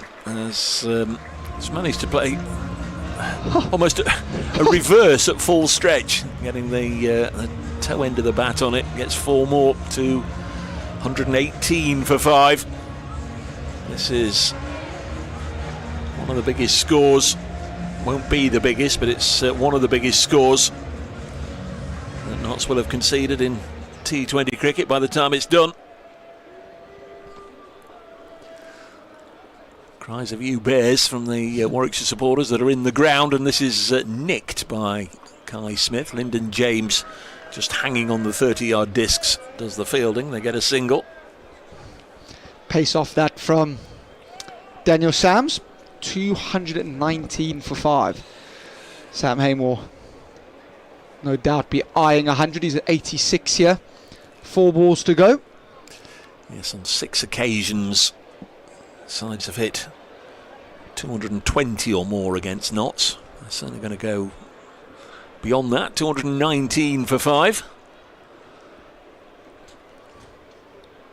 Hain on 86, 4 balls left. He's hit this down to long on. There'll be a single. 220 for 5. That's got Hain off strike on 87, not out. Smith has 5, 220 for 5. It's been brutal. Notts last year finished bottom of the pile in the North Group for the first time ever. They'd never finished below 5th out of the 9 teams in the North Group before last year. And this season, new players and new hope. Not starting off as well as they would have hoped. Short pitch delivery. There's Tom Moore shying at the stumps, but he narrowly misses, and they scamper through for a bite. That'll bring Sam Hain back onto strike with 2 balls left. 221 for 5. Kai Smith looking to go reverse lap shot. Slow ball bouncer from Daniel Sams. He missed it, but good presence of mind from Sam Hain. I'm 87 here. I'm the in batter. Need to be on strike and gets through. 221 for 5. 2 balls remaining. Hain has 87. Daniel Sams on debut bowls to him. This is a beautiful shot, a really lovely cricket shot, back over the bowler's head, straight as you like. Just 1 bounce for 4. Very, very crisply indeed by Sam Hain, who moves to 91 not out. It's 225 for 5. So this is the 5th highest score at the moment ever posted against Notts. If he hits 3 or more, then all the top 3 scores ever hit against Notts in this competition will have been achieved by the Bears. Can he get 3? He can't. He's mistimed this, so he's going to finish on 92 not out. 226 for 5. Well, small mercies for Notts, I guess, that wasn't a big blow off the last ball of the innings. Sam Hain will finish on 92 not out. Kai Smith, only at the crease for a moment or two, was 5 not out, but that has been brutal from the Bears, not unexpected. They're a very well drilled side. A lot of senior players in T20 cricket have been out there and shown their skills over the last hour and 20 minutes. Latham went for 7, Yates without scoring, Notts on top at that stage in the third over, 12 for 2. And Alex Davis, who scores his runs at a fair old lick, out for 40. That was 67 for 3. Big stand then, took it to 154 for 4 before Ed Barnard was dismissed for 55. Good catch in the deep by Calvin Harrison from the bowling of Moses Henriques. And the only other one to dismiss right at the end of the innings, George Garton, who made a quick fire 18 from just 10 balls. That was 194 for 5. Sam Hain 92 not out. Kai Smith 5 not out. Notts are going to have their work cut out here. A really, really daunting, challenging target for Notts. They'll need 227 to win when we get underway in 10 minutes or so. That was, I guess in a sense, that was how to bat in T20 cricket. It was. I think Sam Hain showed why he is such a fantastic player and why he has the average and the record that he has at this ground. Really lovely knock, supported very nicely by Alex Davis.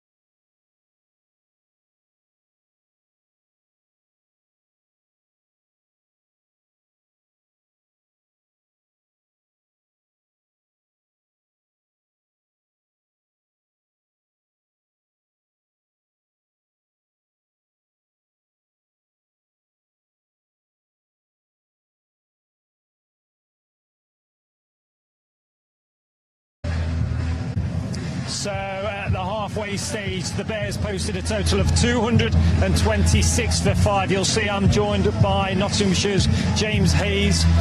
We were just out there on the players' balcony. 226 for 5. We were just looking at the stats there. Quite a high score here at Trent Bridge, but we're known for high scores here at Trent Bridge. How do you assess sort of that first half of this game? Yeah, well, I think it's more than we'd like to be chasing. I don't think the boys will be particularly happy with it, but as I said to you, I think I'd back our lads to chase anything, especially here. It's a tough place to be a bowler. In T20 cricket, anything can happen. I'd back us to chase anything. We were talking up there about being a bowler here at Trent Bridge. I mentioned about the outfield being quite fast. Talked about, you get hit to a boundary on your first ball, about kind of responding. How tough is it being a bowler here at Trent Bridge, especially in this format with the white ball? At Trent Bridge, in T20s in general, it's a tough format to be a bowler. It's becoming harder and harder as well. I think we work on all the time clear plans, and I think it's something you've got to go back to. When the pressure's on, you've just been hit for a 6, as you said. Having a really clear idea of what you want to do at the end of your mark makes it a whole lot easier. You still can't control the outcome, but we talk about clear plans, and another thing we say is matching our intention. We try and judge ourselves as a bowler on whether we executed what we wanted to do, because players can play really good shots, as we saw today, some seriously good scoops and things that you just can't control. It's such a hard format to be a bowler, but those clear plans and matching your own intention, trying to assess it internally a little bit, it helps. And we talked about sort of the old saying in cricket is if you're going to swing hard. We saw a few sort of like top edges. It's so frustrating, isn't it, as a bowler? But do you think you have to just give credit to a couple of the bowlers there after 1 over 2 overs, going at 10 and over, to just keep going and responding and bowling those slower balls, different variations? Yeah, I think the big lads in the power play did really well, actually. I think they got a hold of us a bit after we got out of the power play, but Dill started us off really well, Samsey did really well. And Connor, I know how hard he's worked to be out here in a Notts shirt. It's great to see him out there. I know it didn't quite go his way, but really good to see them out there. I think the boys did really well. As I say, you've just got to try and execute what you want to execute. You can't control what the batters do, and sometimes, like they did today, they'll play some really good shots, and also sometimes they'll just nick it for 4 and you can't do anything about it. I mean, Joe obviously won the toss and elected to have a bowl. So is that one benefit that we've seen that pitch there? We know kind of how well it's played, how it's playing. You know, the openers in Joe Clark and Lyndon James can come out and hopefully get us off to a good start in that power play. Oh, absolutely. As I said, I'd back us to chase anything. We've got batting all the way down. Connor waxed it at the end. We've got all the way to 11. I think, I'd back us to chase seriously anything. That's what I do. And just finally, like, how important is the experience in that room? Sort of, you know, your Moseys, your Daniel Sams, he's obviously played here in the 100 with the Trent Rockets. How will they be out there in that dressing room just now, just calming everybody down? Absolutely. As you mentioned, clear plans, it's halfway, we can chase this down, but it's crucial we get off to a good start. Yeah. I think all the lads know exactly what they're going to do. All of our batters know when they get out there, they're going to back themselves. It's what we've talked about, backing ourselves and backing what we do. They'll come out there and play their own way. Samsey and Moises will be leaders in that dressing room already. I know that from being around the training sessions yesterday and things like that, and they'll be giving the lads a few words of wisdom, but I think everybody already backs themselves and knows what they're going to do. And I suppose keeping wickets in hand might be helpful. As you say, there's people lower down that order that can hit the ball very, very far. Yeah. Keeping those wickets will be crucial, won't it? Yeah, it will be, absolutely, because it allows you to go out there and win. We're not going to win this game inside the first 19 overs, so it's going to come down to wire if we're going to win it. So we've got to have the blokes in the shed to come out and then have a good whack at the end. Well, it's lovely for you to join us, but let's just talk about you very briefly before the guys do make their way down. Made your first class debut this season. Yeah. Obviously not for Notts. You went out on loan to Sussex. How was that experience? It was a really cool experience. It was so great to go out there and actually get a few games. My first class appearance. The fact that they took me out to give me my debut was really great from them. It was a really nice thing for them to bring me there, give me my debut. They made it really easy for me to fit into the squad. I really enjoyed getting out there. It made me hungry to play more, so I'd really like to come and see if I can get a few games of Notts sometime soon. But yeah, no, it's made me really hungry to go and do more. It was a cool game actually. We played at home. We won it in the last session and came down to the wire, so it's a nice experience for me. And you've got a record now, haven't you? Is it the? I do. Go on, tell everybody what your record go on, is. You tell me. No, I can't. Is it something the highest not out score by number 11? Yes. Is that right? Highest ever not out score by number 11 batter on debut. I mean, happy with that. I'll take that one to my grave. That's going to be on my headstone. Lovely to join you, for you to join us, James. Final word on what the lads have got to do. Joe Clark, Lyndon James just getting ready. We can see them up there. I think you'll see what they're going to do. They're going to come out and have a whack. Oh, slightly media trained. Right, okay, we'll be back very, very shortly. 226, the Outlaws will be chasing 227.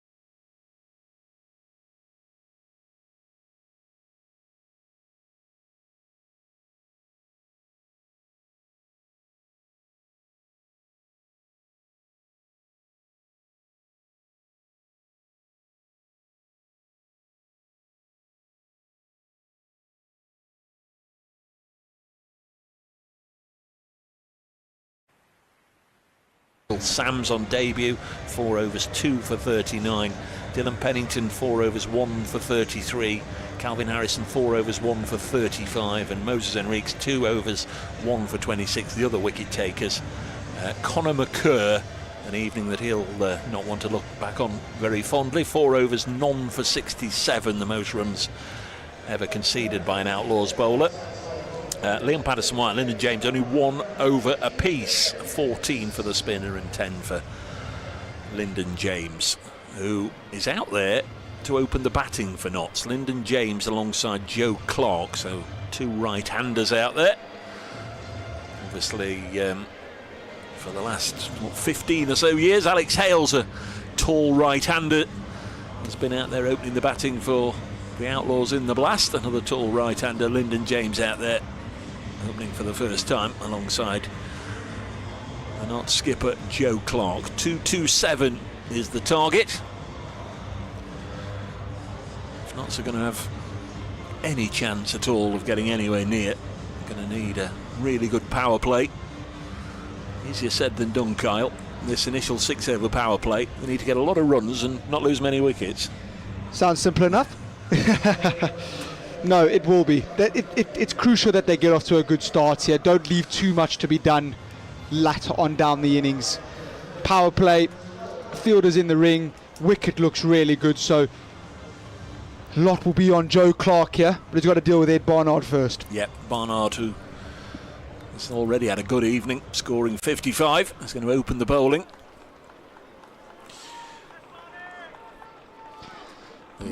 Getting things underway from our end of the ground, the Radcliffe Road end. And usually for a quick bowler wearing long sleeve shirts. Anyway, in he comes, and first ball swings away from former teammate Joe Clark, pushes it into the offside. Two former Worcestershire players, and we begin with a dot. First one that we've actively seen try and really shape it. Dylan Pennington ran in a lot quicker than Barnard, in all due respect to Ed. But nice shape away, and Clark driving that very nicely to extra cover. There's Barnard in again to Joe Clark, and Lyndon James will quickly run down there because there's a little bit of bat involved, and it just ran away just behind square on the offside, with 2 or 3 fielders converging on it, but Lyndon James did well there for his mate and for the team, getting himself down there and getting the first run on the board. Lyndon James played, I think, in all the matches last year. We hadn't really seen him in T20 cricket much before then, and this is just his 30th T20 game. 150, best of 51. This is getting him off the mark with a boundary, though. First ball clearly has been sent out to get on with it.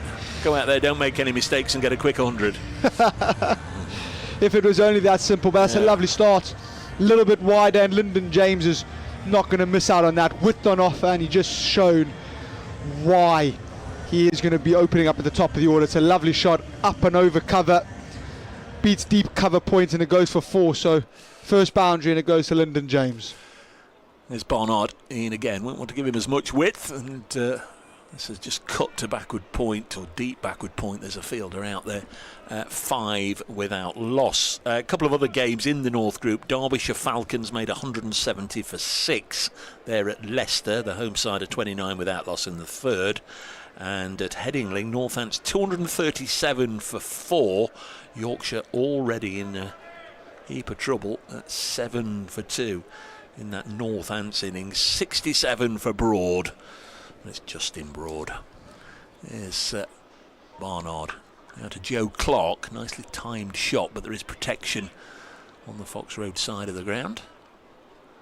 One more. 7 without loss after 5 balls in the Southern Group. I think most of the games there started a little later. 7 o'clock starts in the games at Bristol, where Kent 187 for 3 with 1 over left. Last ball of this initial over, and again a forceful shot into the offside. Once more it should be cut off. Couple to Lyndon James. So Notts have 9 on the board at the end of the first over, and they are actually in front at the moment. The Bears got 7 at Southampton. Hampshire 204 for 4. They're playing Essex, just starting the 19th over. And at Taunton, Surrey 146 for 9. Somerset 27 without loss in the third. So you're up to speed there. England women today have beaten West Indies women by 108 runs. 2 of the Blaze players, 2 of the women players playing for England who are assigned to the Blaze, Tammy Beaumont and Amy Jones, both scored hundreds for England women. Yorkshire have just lost another wicket whilst I was looking at the page. They're 13 for 3, chasing 238, so not quite as bad here in terms of the challenge for Notts. George Garton, pacey left armour, played a little bit for England, going to bowl the second over from the Stuart Broad end. They'll be bowling to Joe Clark, who's on 2. Lyndon James has 7. There's a slip in there. There's a short third as well. First delivery strikes Joe Clark amidship somewhere. It's not gone down or gone off wincing in pain. Or is he? I think that's a bit of a walkway and going, ow, ow. Yeah. He's a really difficult bowler to pick up. He loads up and you lose sight of the ball, and he slings it down quickly, does old George. Here comes Garton once more to sling it down quickly, and it through the offside for 4 by Clark. Just gave him enough width there, and Clark seized on the length and the line very quickly and drilled it through extra cover for 4, and Notts are on to 13. Lovely shot, over-pitched by Garton, and Joe Clark is too good to miss out on that. Finds the gap between extra cover and mid-off, and race away for his first boundary of the evening. First significant gauge will be at the end of the power play. The Bears were 58 for 2. See where Notts can get to as Clark hits this one into the offside behind square. Protection out there. Just a single. 14 with Outlaws. That's Craig Miles in front of the William Clark stand. Didn't get to see him with the bat. We'll sure get to see him with the ball. I would have thought in the power play as well. Quite handy with the new ball. Nice little wobble seamy bowls.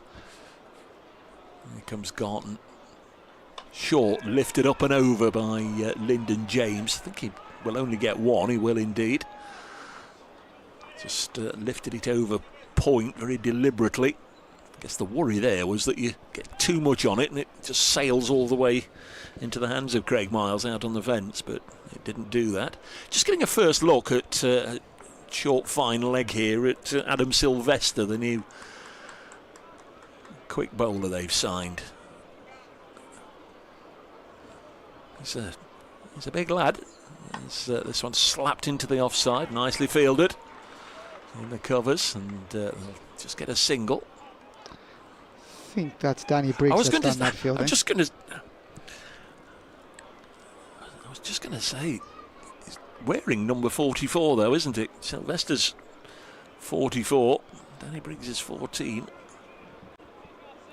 That definitely says 44 Sylvester. Yes, that does. I think Briggs has picked up the wrong shirt. This one's through Lyndon James and into the gloves of the wicket-keeper. So 2 gone, 16 without loss. Notts are still marginally in front. I don't know how long that will last. Of course, in the first 3 overs, the Bears lost a couple of wickets. Notts 16 on the board. 8 apiece to Joe Clark and Lyndon James. Adam Sylvester into the attack. Yeah, so it was Adam Sylvester. Yeah, it was. I was meaning, I think it was Danny Briggs that did the diving stop at cover. But yeah, he looks a really big lad, number 44. Just they haven't got a photograph of him. Normally when the new bowler comes on, they put name and number and then a photo above it, and there was nothing above the photo. I'm told he's quick, and I'm told he loves a celebration. Let's see, Sylvester in. It is quick, and it's pulled away on the leg side for 6. His first ball in Blast cricket is pulled for 6 by Joe Clark. A half tracker. Lovely shot from Clark. Really looked good. Just one banged in short, and you've got to be very quick to rush Joe Clark, and played away with comfort, off, sort of not really moving too much of his feet.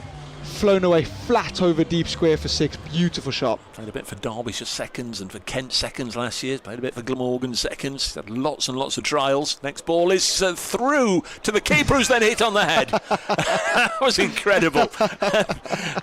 So Sylvester bowled a ball pitched up. Joe Clark gave it absolutely everything. Missed it. It was travelling. It went through to the wicket keeper. It hit him on the almost on the heel of his gloves, popped straight up in the air. He didn't know where it had gone, was turning around wondering where it had gone. He'd gone straight up in the air and came down and hit the wicket-keeper on the head. So a brief comedy moment. That did look sharp, though. That looked very sharp. It did. Comes in again. Sylvester to bowl to Joe Clark. Took pace off that one at the back of the hand. 23 with Outlaws. I'll tell you how much pace came off that ball. Kyle was already indicating it was out the back of the hand before it had even reached Joe Clark. You spotted that one. Are you as good at spotting them out in the middle? No, I would have hit that. I would have been so early, or probably would have been rushed with the slower ball. But no, pace off into the wicket, so it's nicely bowled that. Just changing it up. Or changing it down. It's Sylvester in again, bowls, and Lyndon James tries to pull this delivery just short of a length away on the leg side, completely mistimes it and just cloths it back to the bowler. 23 without loss. He's a broad-chested young man, wide shoulders, but gets it down the other end in a hurry. Like I say, he's one that the Bears have taken a punt on. A lot of teams have looked at him, but for one reason or another, they elected not to go with him. He bowls this one to Lyndon James and almost pins Lyndon in front of his stumps. It's just drifting down the leg side, but quick delivery again, trying to get into any sort of position to play a shot against him, and the ball is hurrying you. Been a decent over this, despite conceding a 6. Gone for 7 runs, 6 and a single, and there's 1 ball left. He's bowling it down real sharply here. Runs away from us again in the part of the ground in shade, and Lyndon James will get a thickish outside edge, and that'll run away for 4 down to third man. So 11 from the over in the end, and Notts will take that. They've had a look at Adam Sylvester without conceding any wickets against him. 6 for Joe Clark and a single, a 4 for Lyndon James at the end of the over. 3 gone, Notts are 27 without loss at the same stage, believe it or not. The Bears were 13 for 2.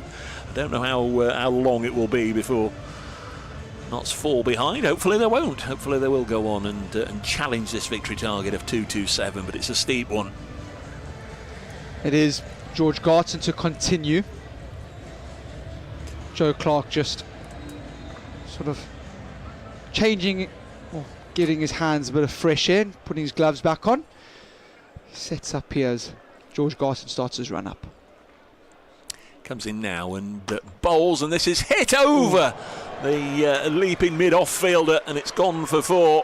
That's Jake Lintop, the back of the hand wrist spin it away for 4. It was a great effort. Very good effort. It's gone quickly. Lintop's made a very good goalkeeping save. Just tapped it over the top of the bar. But unfortunately, in cricket terms, that still means it's gone for 4. So Joe Clark picks up a boundary. 31 for no loss. Ball coming down with plenty on it and leaving the bat of Joe Clark with plenty on it, and he's pulled this one away for 4 more, and the Trent Bridge crowd just getting into this right now. They know it's a tough challenge here for Notts against what has been over the last 3 years the best team in the North Group. We've seen the Notts bowlers put to the sword, but Joe Clark, the Outlaws skipper, just giving them a little bit back. Well, first ball slightly over pitch, the second ball dragged down short, and Joe Clark's been equal to both, picking up 2 boundaries. 35 without loss. Here comes Garton. Bowls now and slapped through the offside for another one. 4 more, 3 in a row for Joe Clark in this over. It's murderously difficult for the bowlers and for the fielding side out there. Ball is being absolutely pummeled, and there's no chance, unless it's hit straight at a fielder, you've got no chance of pulling it up inside the boards on either side. Clark giving it an almighty wallop. There's been messages passed left, right and centre from fielders, captain, keeper, everybody to George Garton. But he's been round the block a few times. He'll work it out himself where to bowl to Joe Clark. Comes in again and bowls, and Clark hits it back over his head for 4 more. 4 in a row from Clark. This is fantastic batting, Joe Clark. Well, He's really enjoying this, and once again, Garton just chopping and changing the field, but wherever he changes the field, the ball disappears in the opposite direction. Fantastic batting. This is the start that they needed, chasing down a big score like this. Twice a blast winner.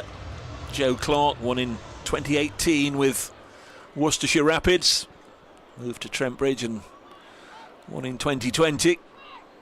The behind closed doors finals weekend it was then, not a finals day, because the Saturday was washed away in 2020. 43 without loss.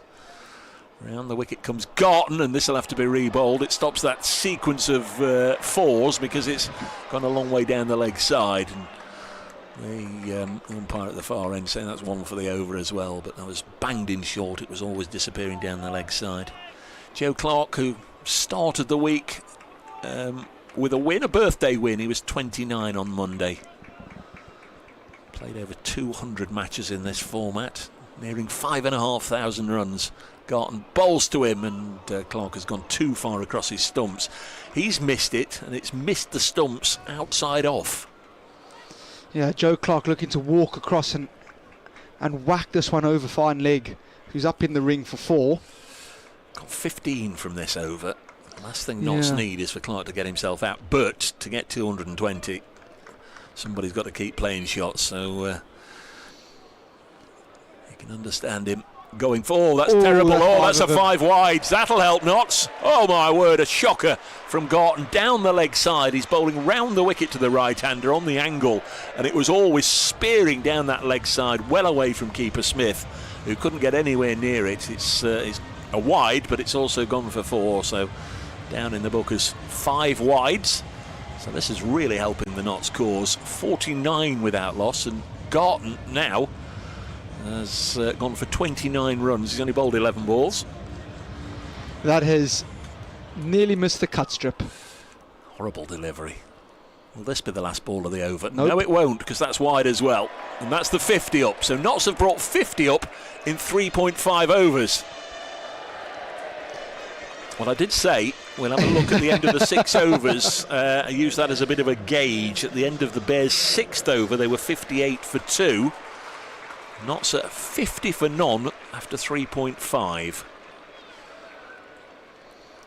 Crikey.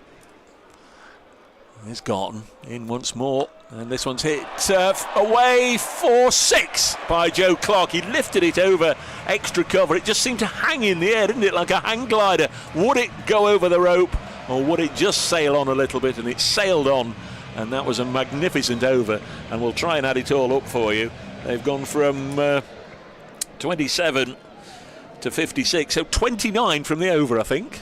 Yes. It is an absolutely ginormous over from Joe Clark, obviously helped with a few extra deliveries, one of them going for 5 wides, but fantastic batting. In comparison at this stage, the Bears were 29 for 2, so well ahead of where they need to be, and Craig Miles has got the joyous occasion of, well, coming back after an over like that. Tell you what, Kyle, you don't see many overs in any form of cricket that goes for 29.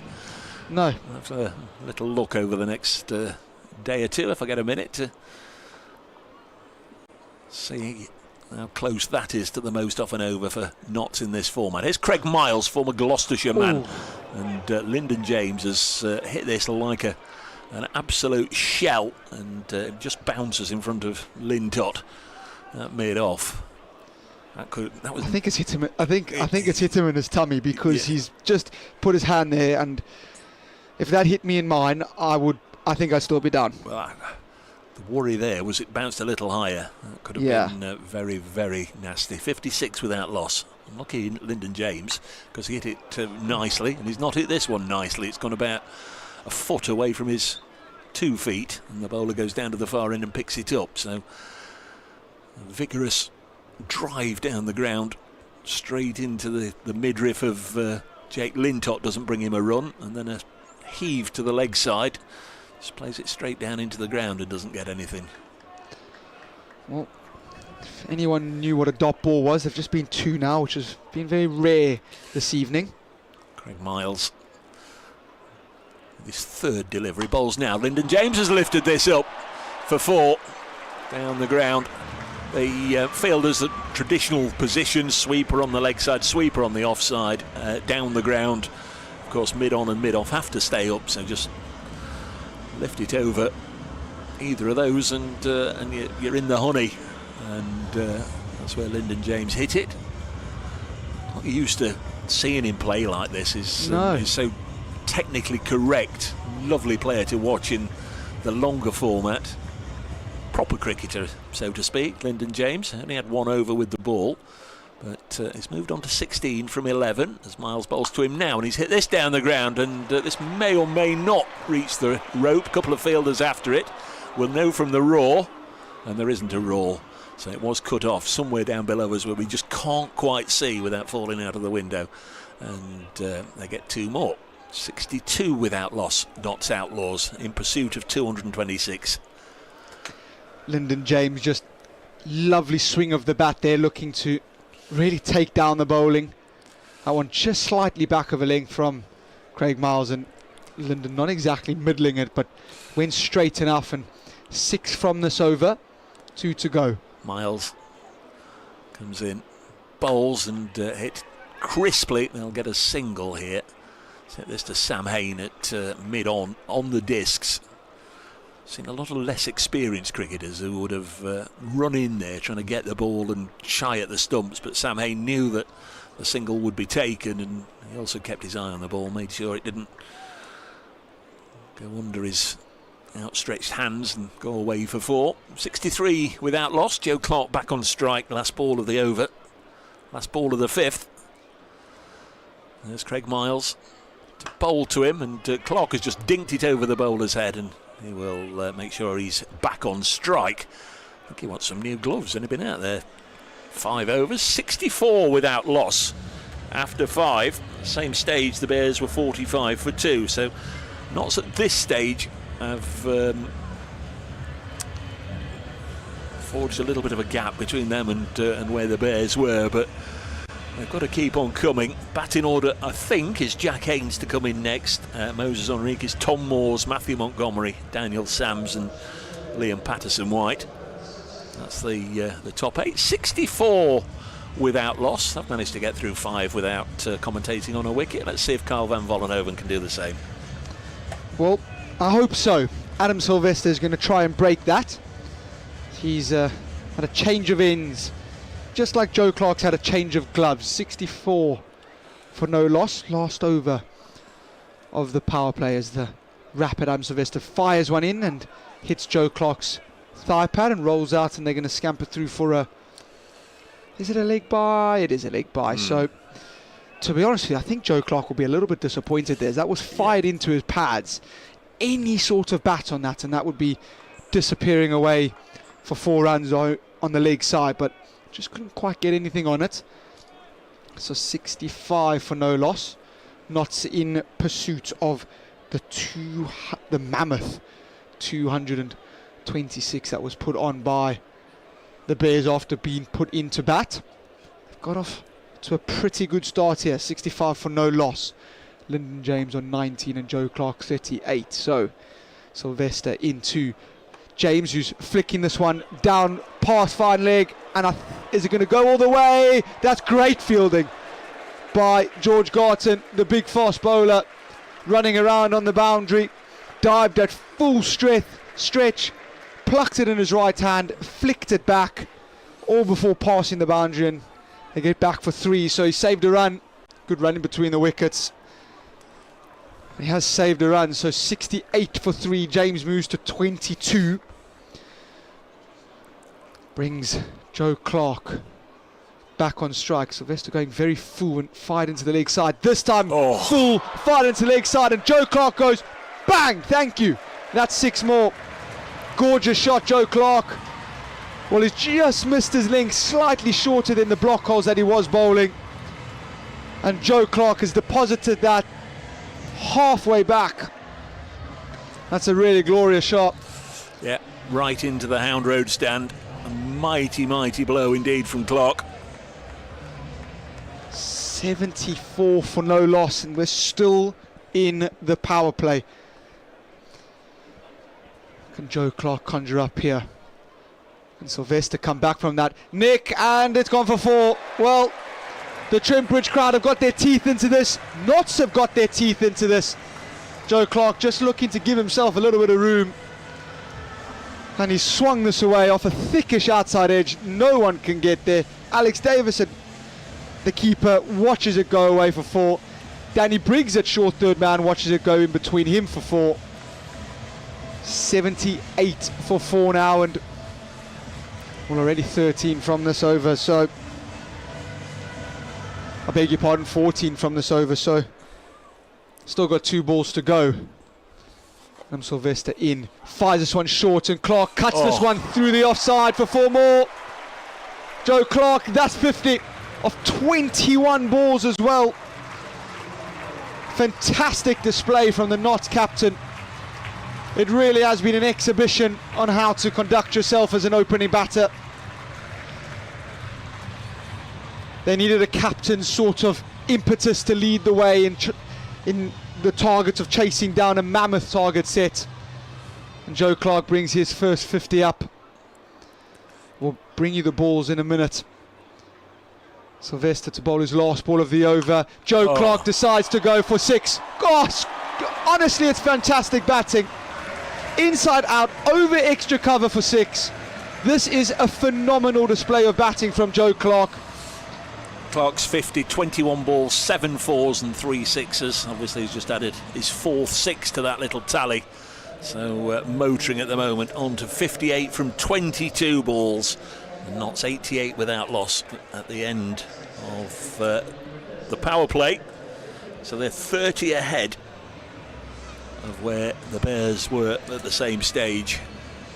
It's fanciful to suggest that Notts are going to chase down the 227 they need to win, or is it? It would be their, by some distance, their highest successful run chase, but let's just put that to the back of the mind. 88 without loss after 6. That's phenomenal stuff. Danny Briggs into the attack from the Radcliffe Road end, and Lyndon James hitting this a little bit uppishly past extra cover to long off for 1. 89 for no loss. Danny Briggs been around for a very long time. 290 wickets, an economy of 7.24, best bowling figures of 5 for 19. So this is a big passage of play as Joe Clark sweeps this straight to the man. Straight to the man at deep square. It has not got above waist height. I'd even say knee height, as it's gone all the way to the man on the boundary at the Smith Cooper end. Danny Briggs firing this one in down the leg side. Joe Clark sweeps this away. If he hits it a metre to the left or a metre to the right, he's got a boundary. But it's gone, unfortunately, straight to the man. Barnard on the boundary, and he's picked up a wicket. So Joe Clark leaves for 58. Notts lose their first at 89 for 1. Yeah, it's a real shame for Notts' chances that it is Joe Clark who's gone. Here comes Jack Haynes, who's been in good form this season. Of course, completely different format this from the red ball cricket, where he's had a couple of centuries. Joe Clark is one of the few players in the country that can rattle along at the sort of rate we've seen him go. And that's a real disappointment for the home crowd. Another half an hour or 45 minutes of Joe Clark, and they really would be thinking he could do it. But he's out for 58. He's given them a start, 89 for 1, early in the 7th over here. New man waiting to take guard. 2 umpires are they're not happy about something, are they? No, they've got Kai Smith, the Bears wicket-keeper, over there, who's waving for something to come on. I think it's a Bears 12th man rushing on. Don't know, obviously, what that's about. Might just have been a little bit unhappy about players coming on and off and whatever, and maybe they had to just clarify what the situation was with the players leaving the field. Someone has gone off down there, so Danny Briggs into Haynes, who's pushing this out to sweeper, where George Garson does the fielding. 90 for 1. It's Sam Hain who's gone off the field, and he's heading back over to the far side, where I believe the Warwickshire, the Bears players are coaching. You can understand the umpire saying, well, look, he's been all right to bat for 20 overs. Correct. As Briggs is in this time, and James running down the wicket and knocking this down to long on for one. But they've had their inquiry answered, and are clearly satisfied that he has picked up some sort of injury or ailment or something that's preventing him from fielding, and they've acceded to the request to have a sub on. Briggs in short, and it's been put down at extra cover. That would have been a very, very good over. Briggs in a little bit shorter. Haynes off the back foot drives it uppishly. Extra cover diving to his left has put that down. In again here, short, and James flicking this off his hip for one. Not sure who that is at extra cover. That might be the substitute fielder that has just come on. That has put that down. Tough chance. No, it's Tom Latham. Is it Tom Latham that's put that down? It is. Just getting the binos out, because they are very, very difficult to pick out. Those yellows. I shouldn't say pale yellow, but it's yellow on pale blue, and it's very difficult to read a name or a number. Jake Lintot's going to come into the attack from the far end. Left arm wrist spinner. Yeah, 93 for 1 after 7. Jake Lintott, who's been part of the Bears since 2021 really. Breakthrough season. Bowling from the Stuart Broad end. Lyndon James on strike. A little bit of flight, and James drives this all along the ground to long off for one. 94 for 1 now. This passage of play is really important. That the Bears sort of really kicked on here. They took the likes of Calvin Harrison, Liam Patterson-White down, so to say. They really accelerated the scoring. You feel that's what needs to happen. Notts need to really take down the Bears' spinners. Easier said than done, as Lintott in, and Haynes cutting this out to sweeper for 1. Still have the likes of Enriques, Sams, Moores that can come in and pongo it about. So just Clark's done nicely to set the game up. Don't want to fall too far behind. They've got a lovely platform. Lintott in, and this is struck down the ground, and I think this should be caught at long off, and is caught at long off. Lyndon James has not got any of that, trying to hit it straight over Lintott's head. Got the toe end of the bat, and it's a very, very simple catch at long off. Caught by Yates. Won't get many easier than that. Lyndon James has got to go for 26 off 19. Notts lose 2 in quick succession, then 95 for 2.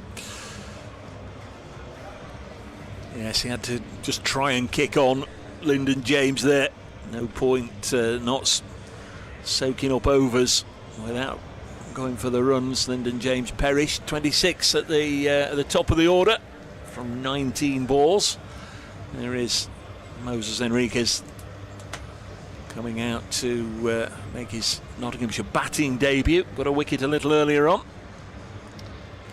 Oh, he has played a lot of cricket as Moses Enriques. Played in the Big Bash, obviously captains the Sydney Sixers, played in the IPL, played for Australia. 26 50s.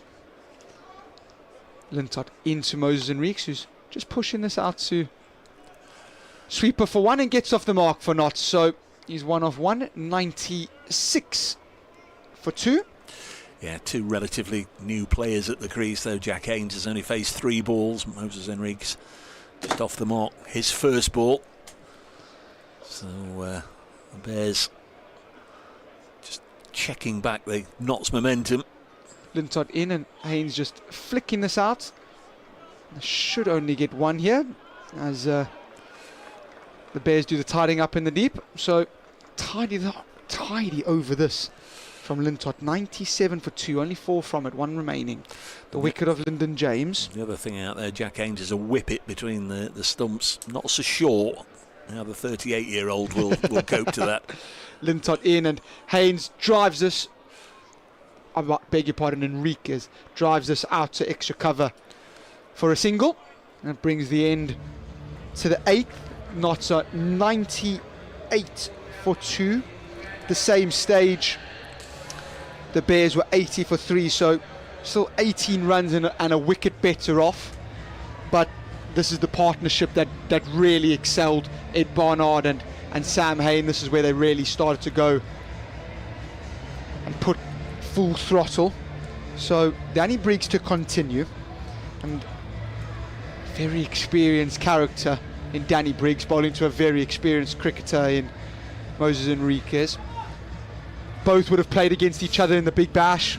Danny Briggs for obviously the Adelaide Strikers, and Moses Enriquez, Sydney Sixers. Briggs in, goes short to Enriquez, and he's cutting it away, and that's very well fielded. A backward point, just snuck in. That's Kai Smith at backward point as well. So very good fielding from the young wicket keeper, who's obviously not keeping because the captain Alex Davis is. Danny Briggs in now to Haynes, who's slog sweeping this for 6. Gorgeous shot, really nice. Small boundary there to the Smith Cooper side, and it's gone all the way. So really lovely shot. He's a very good sweeper of the ball, is Jack Haynes, and he gets his first boundary of the campaign underway and the first boundary of the night for him. Briggs in, how does he come back up? And that's inside out over extra cover. Should pick up again 2, so 9 from this. So very nice batting. Jack Haynes, just low risk cricket, low options taken. So Haynes moves on to 12, 107 for 2 now. 3 balls left in this over, and this is just pushed out to long on. They sort of jogged the first one. 108 for 2. Danny Briggs has gone for 15. Picked up the big wicket of Joe Clark. He's in here to Enriquez. Fires this one in quick and fast, and Enriquez just looking to push this off the back foot out to extra cover for a single. Misses it and goes through to the keeper. Dot ball. 108 for 2. You're listening here on BBC Radio Nottingham. As Briggs in, gets through his overs quickly, and this is pushed out to long on for a single. End of the over. That is going to be 109 for 2. Briggs through 2. Haynes is on 13, and Enriquez is on 4. Notts just about an over ahead at the moment of where the Bears were. It's getting closer and closer. But the next gauge is after 10 overs, the halfway stage. The Bears had 103 runs on the board there, so Notts going to be ahead of that. By how many remains to be seen. It's going to be Jake Lintott to continue. His previous over just went for 5 and saw the end of Lyndon James. Lintott in, couple of steps, gathers and slow and full, and this is driven out to sweeper for 1. Lintott's a lot slower through the air than Danny Briggs, giving the ball a little bit more time to spin. Obviously does have the googly. Not entirely sure if he does have a slider. 110 for 2. Haynes pulls us away into the gap. Has he got all of that to go for 4? He does. A bit of hold, not too much spin for Jake, and Haynes just playing this calmly off the back foot. Lintott in, gathers this drag down and mistimed out to deep mid wicket for 1. 113 for 2. Haynes moving on to 16, and in Enriquez 5. The sky is still lovely, lovely blue skies. So Lintott in short, and that was the googly. I'm not sure if Enriquez has picked that, or if it's just spun away a little bit more than he thought it would be, but it's gone through to Alex Davis, the wicketkeeper. Dot ball. The crowd is trying to get their teeth into it now. I think they feel that a chase could slightly be on here. This one in, and Enriquez looking to really take this one downtown off the inside half of the bat out to deep mid wicket for a single. 114 for 2. So Lintott's been really economical here. 1.5 overs is 1 for 10. So looking like a difficult bowler to get away. Changing up his pace through the air, different variations. So he's bowling very nicely. What can Haynes do? Last ball of the over, driven down the ground. Don't know if the young Moses Enriquez is going to get back for 2. He doesn't. So end of the over. It's a good one for the Birmingham Bears. It's 116 for 2. So the end of 10. Notts are ahead of where the Bears were in terms of wickets lost and runs scored, but very handy over from Jake Lintott. To talk you through the next, it's going to be Dave Bracegirdle. Well, Notts at the halfway stage have just got slightly more than half of the runs they need. 115 for 2 after 10. They need a further 112 to win. They've got 8 wickets in hand. They're going to need somebody to put a sizable score on the board, and either that person or somebody else is going to have to score some runs quickly at one stage. Here's Barnard, bowls a low full toss, which Jack Haynes drives down the ground. Be a single, 116 for 2. 2 wickets to fall. Joe Clark caught Ed Barnard, bowled Danny Briggs for 58, and Lyndon James caught Rob Yates from the bowling of Jake Lintott for 26. This Barnard runs away from us now, bowls to the Australian, who pushes it into the offside, and Jack Haynes had very nearly committed in terms of backing up, and cry of no, no, no from Enriquez. Haynes has to put the brakes on and get back. But no damage done in the end. Barnard, who scored a half century early on in the evening, bowls now, clipped away on the leg side. There's protection out there, and they'll just get a single. That's a good shot for 1 run. Nice fielding in front of the Smith Cooper stand. It's not full, but there's a pleasant number in there. There's a good number inside the ground. Nice turnout for the first game of the season. A pleasant enough evening. 117 for 2. Barnard bowls, and this is very, very nice indeed from Jack Haynes through extra cover for 4. Lovely cricket shot, just enough width offered. That'll have happened in the New Road nets a time or two, I'd guess, over the years. Ed Barnard bowling to Jack Haynes. Out there for real. Haynes brings a much needed boundary to his side. Moves on to 22, 121 for 2. Barnard comes in again, and slower ball hit down the ground. There's protection down here from the sub-fielder, who we've not been able to identify, I'm sorry. 124 for 2. No, they only got a single. 122 for 2. Enriquez back on strike.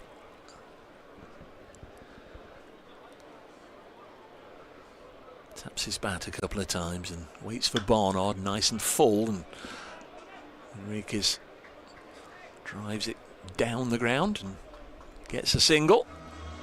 123 for 2. Presented with his Notts County cap out on the field half an hour or so before the start this evening. Moses Enriquez by Michael Lum. Nice to see the former Notts and of course England opener back here at Trent Bridge this evening, and was asked to go out and do the cap ceremony for Moses Enriquez, and Stephen Mullaney presented Daniel Sams with his. 123 for 2 after 11 overs. Notts require 104 more from 9 overs. That's at 11 and a half an over. Still got 8 wickets in hand. Got to keep churning out 9, 10, 11, 12 run overs just to stay in contention. It's a tough challenge for any side to do it. Craig Miles, who bowled one pretty decent over, only went for 8 from this end. Now switching to the pavilion end to bowl to Enriquez, who's helped this away. First ball, there's a man down at long leg who initially I didn't see. It's Rob Yates, and it's a good bit of fielding from Yates. Got to it quickly, had a very kindly bounce, and got it in the air quickly, so only 1. 124 for 2. Yeah, Craig Miles back into the attack. Stuart Broadend here, he's just trying to pick up a wicket here, breakthrough. Comes in now and bowls, and this is over the top of Sylvester and away for 4. Sylvester up inside the ring at short third. It was top edge was a little loosish from Jack Haynes, but doesn't matter, it hit the ropes. We saw 1 or 2 or 3 or 4 or 6 or 8 of those in the Bears innings, and it's only right and proper that Notts should also have a little bit of luck now and again. Nobody leaving. We've, at the moment, anyway, got a contest on, 128 for 2. So Notts require 99 now from 52. Next ball sees Haynes drive through the offside. That's a proper cricket shot. Gorgeous, yeah, that's the word, for 4 runs. Lovely stroke from Jack Haynes. Playing some very nice cricket here indeed. And Notts now require 95 from 51. It's a lovely shot by Jack Haynes, just banged in back of a length and on the up through extra cover. Splits the eye of a needle because extra cover and mid-off are fairly tight. It's a really lovely shot. Something you'd see straight out the coaching manual. On 32 for 2. Haynes on 31. This is down the leg side and paddled away. Should be cut off down below us. It's one of those, Kyle. If you'd left it, been a leg side wide, it'd been a run, ball re-bowled, but it just sat up down the leg side. And not, is it? No, I was going to say it's inviting, yeah, it's inviting you to hit it, but invariably when you do, you miss out and you hit it straight to the fielder. 133 for 2. Henrique's back on strike on 9. Faced 12 balls. Not yet started to flow. He's played this into the offside. We'll get another single. 134 for 2. At the moment, the big shot's coming from Haynes, and he's on his way with 32 in pretty quick time, Jack Haynes. Yeah, 32 of 16. He's looked in good touch. Henrique looks like he's just struggling a little bit for timing. Potentially might be forcing it a little bit. Jack Haynes back on strike here. Miles to bowl to him, and it's just tucked on the leg side, and this was what I was saying when he came out to bat there. Tom Moores is due in next, then Matthew Montgomery as well. Had it been Haynes and Moores or Haynes and Montgomery, I think they'd have just instinctively sprinted for 2 there, but of course the first time that anybody's batted with Moses Henriques in the Outlaws colours, and likewise he with them, but there was probably 2 there if they'd both absolutely gunned it from the off. Danny Briggs going to bowl the next over. We've lost the scoreboard for a moment. We've got a thing called the dance cam on the big screen, a little bit of music playing, and 1 or 2 people in the crowd dancing, and they're getting their pictures up on the screen, which doesn't help us when we're trying to tell you the score. Danny Briggs is going to bowl the next over. I can tell you that. It's 135 for 2 as this is hit down the ground, and that'll be a couple of runs. Can't see down below us now. The umpire signalling 4. Suspect it was a stop very close to the boundary that the crowd had identified and had touched the rope. 139 for 2. It's looking good here, Jack Haynes. He's on to 37. Don't want to jinx him, but really is. Oh, well, now he's hit it up in the air, hasn't he? Over on the offside, and that'll be. That'll go for 4 as well. It was a brave attempt on the fence by George Garton, but having got there, he probably should have stopped it. Might feel that the ball just got through his fingers right next to the rope, and it's gone for 4. 143 for 2 in the 13th. Yeah, I must admit, if I'm Danny Briggs, I'm probably not too happy. George Garton's done all the hard work and then just dived over one there. Briggs to Haynes, and this is hit out straight to George Garton.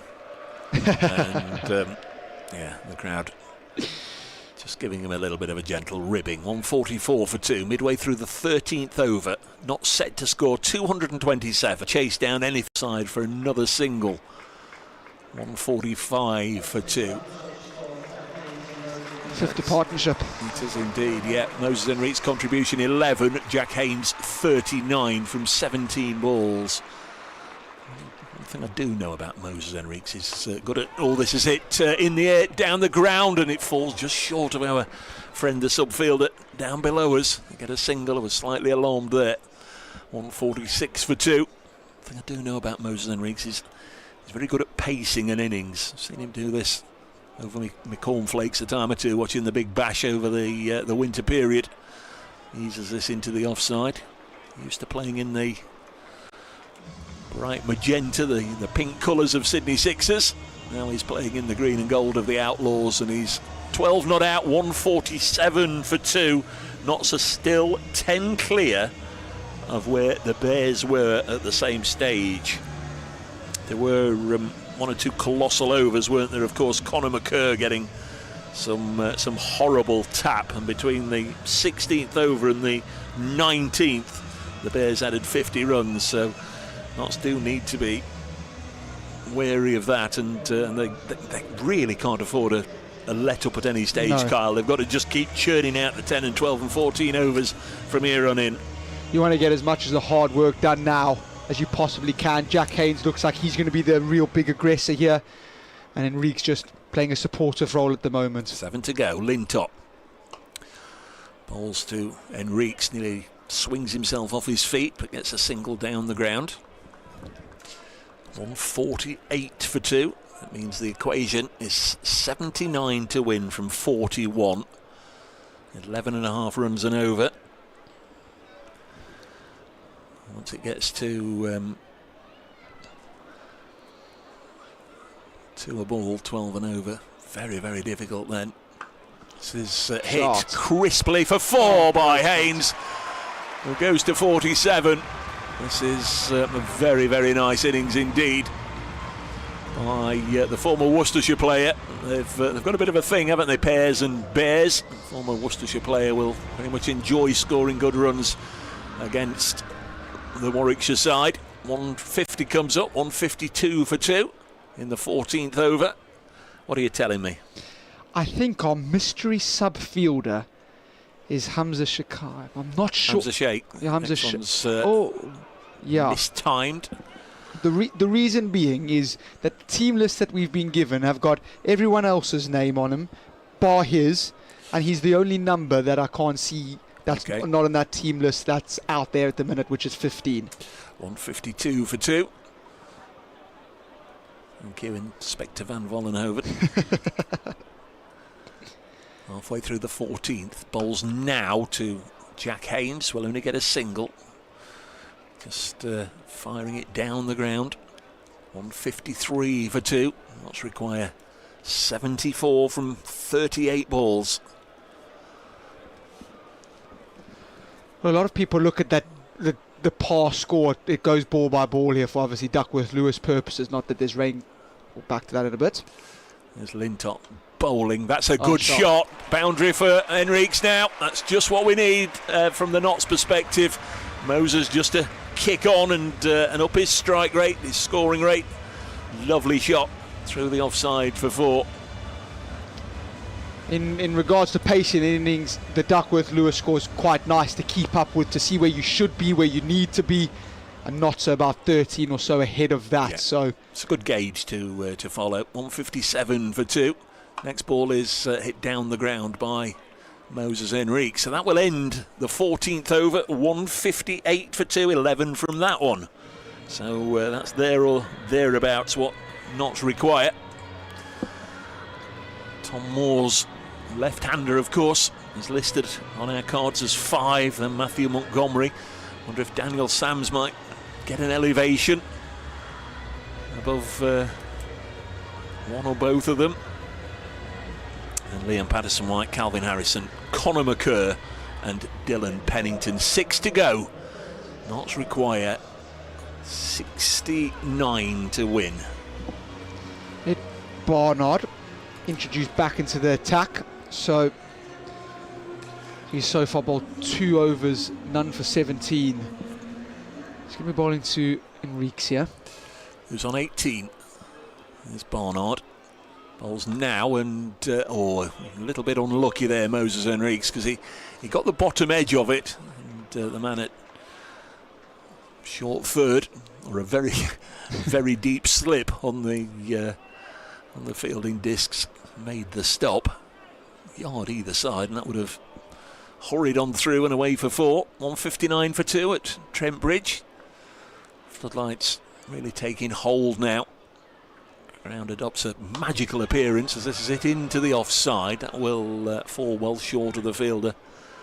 As night falls, it takes on a different sort of characteristic, Trent Bridge, and when the crowd is in good voice, good heart, good humour, it's a magical place. 160 for 2, the Outlaws. Bowls now. Oh, how's that gone there? Well, there's 4 runs to Notts. Now we'll have a look at the umpire here. He's going to tap his knee, so it's leg byes. This was angling from Barnard in towards Moses Enriques, and he's going to drive it down the ground in the V. Clearly he must have missed it, clipped his pad, missed the stumps and wrong-footed the wicket-keeper and gone for 4 leg byes behind the keeper. 164 for 2. Most important thing is it's 4 more runs to the total. Here comes Barnard in the 15th over. Bowls now. That's a very fine shot, but there's a man out at deep extra cover. Just a single. Gartner out there, still getting a bit of a ribbing. 165 for 2. Enriques up to 20 from 21. Some stage he's going to have to increase that. If not, so going to get over the line if he's going to stay there till the end. 165 for 2. Next ball sees Haynes throwing everything at it. A ball, well, a good foot outside the off stump, and he gets nothing on it, and I think he feels he's missed out a little bit there. 1 ball left in the 15th. The Bears were 154 on the board at the end of the 15th.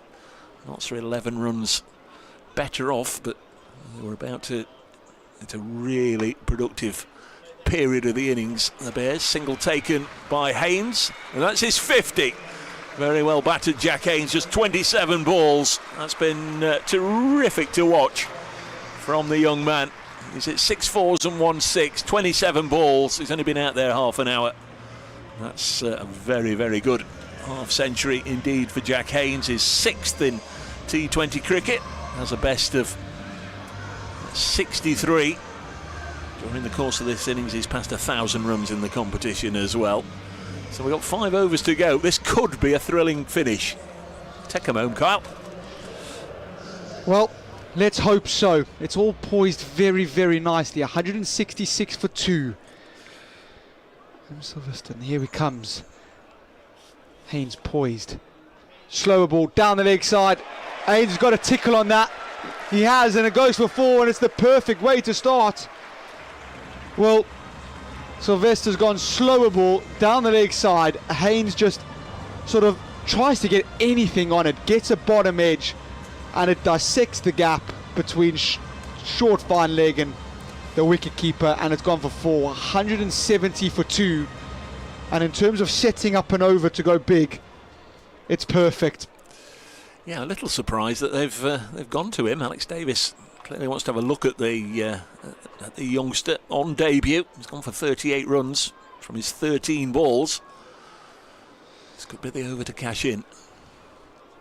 Haynes waiting for Silverstone, goes into the wicket, dances down, tries to hit him over mid-off, who's in the ring, and drags it out to mid-on for no run. 1 run, I beg your pardon. So it's 171 for 2. Haynes 55, Reeks 20. Haynes, if you remember correctly, got off to a lovely start this time last year. Picked up scored a 50 in his first game for Notts as well. So continued to do that in the first game of the season. Silverstone in, and oh my word, that is ginormous. Larwood and Vos, it is huge. It's in their parking lot. New ball, please. So this has gone out of the ground into the Larwood and Vos pub car park. It clipped the roof, the top of the roof there, and the Larwood and Vos stand, and then took a huge bounce. If you're a golfer, you'd be very, very pleased with that bounce, because it took it another It's a members 30 bounce. off, well, 30, 40 yards further on, but that's disappeared into the Larwood & Vos car park. Well, Sylvester's just gone absolute miles. Enriquez hasn't timed many tonight. That one he has got all of, and probably a little bit more. Well, Plays his cricket at the SCG. There's some big boundaries there. that's gone for 4 out there, hasn't it? I just wonder. Well, That would have gone for. I remember Brett Lee doing it back in the day. Was it 2001 Ashes, something like that? Alex Hales put a few against Yes, Australia yeah, in there, didn't he? Yeah. When he in that crazy 400 game. But yes, 100. But also, you know, the internationals would have been right in the centre of the strip. We are playing slightly over towards the Smith Cooper stand side, so that's a decent nudge. Only counts for 6. Here we go again. Silverstone, how's he coming back from this? Goes full, and this is driven down the ground.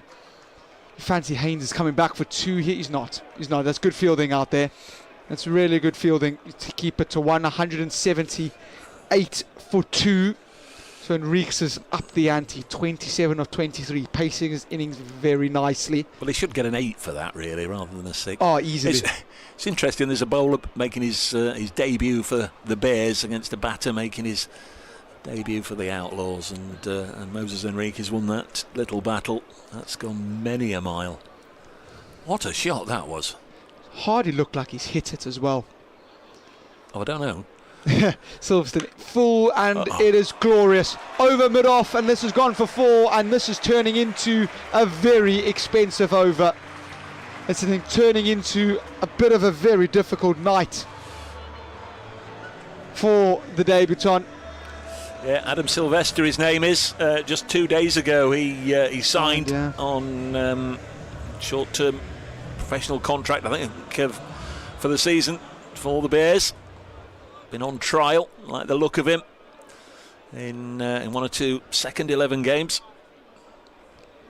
Well, Sylvester into Haynes, who's been defended a very good Yorker there. He's dug that out very, very nicely. It's going to be a dot ball, but it's a very, very big over.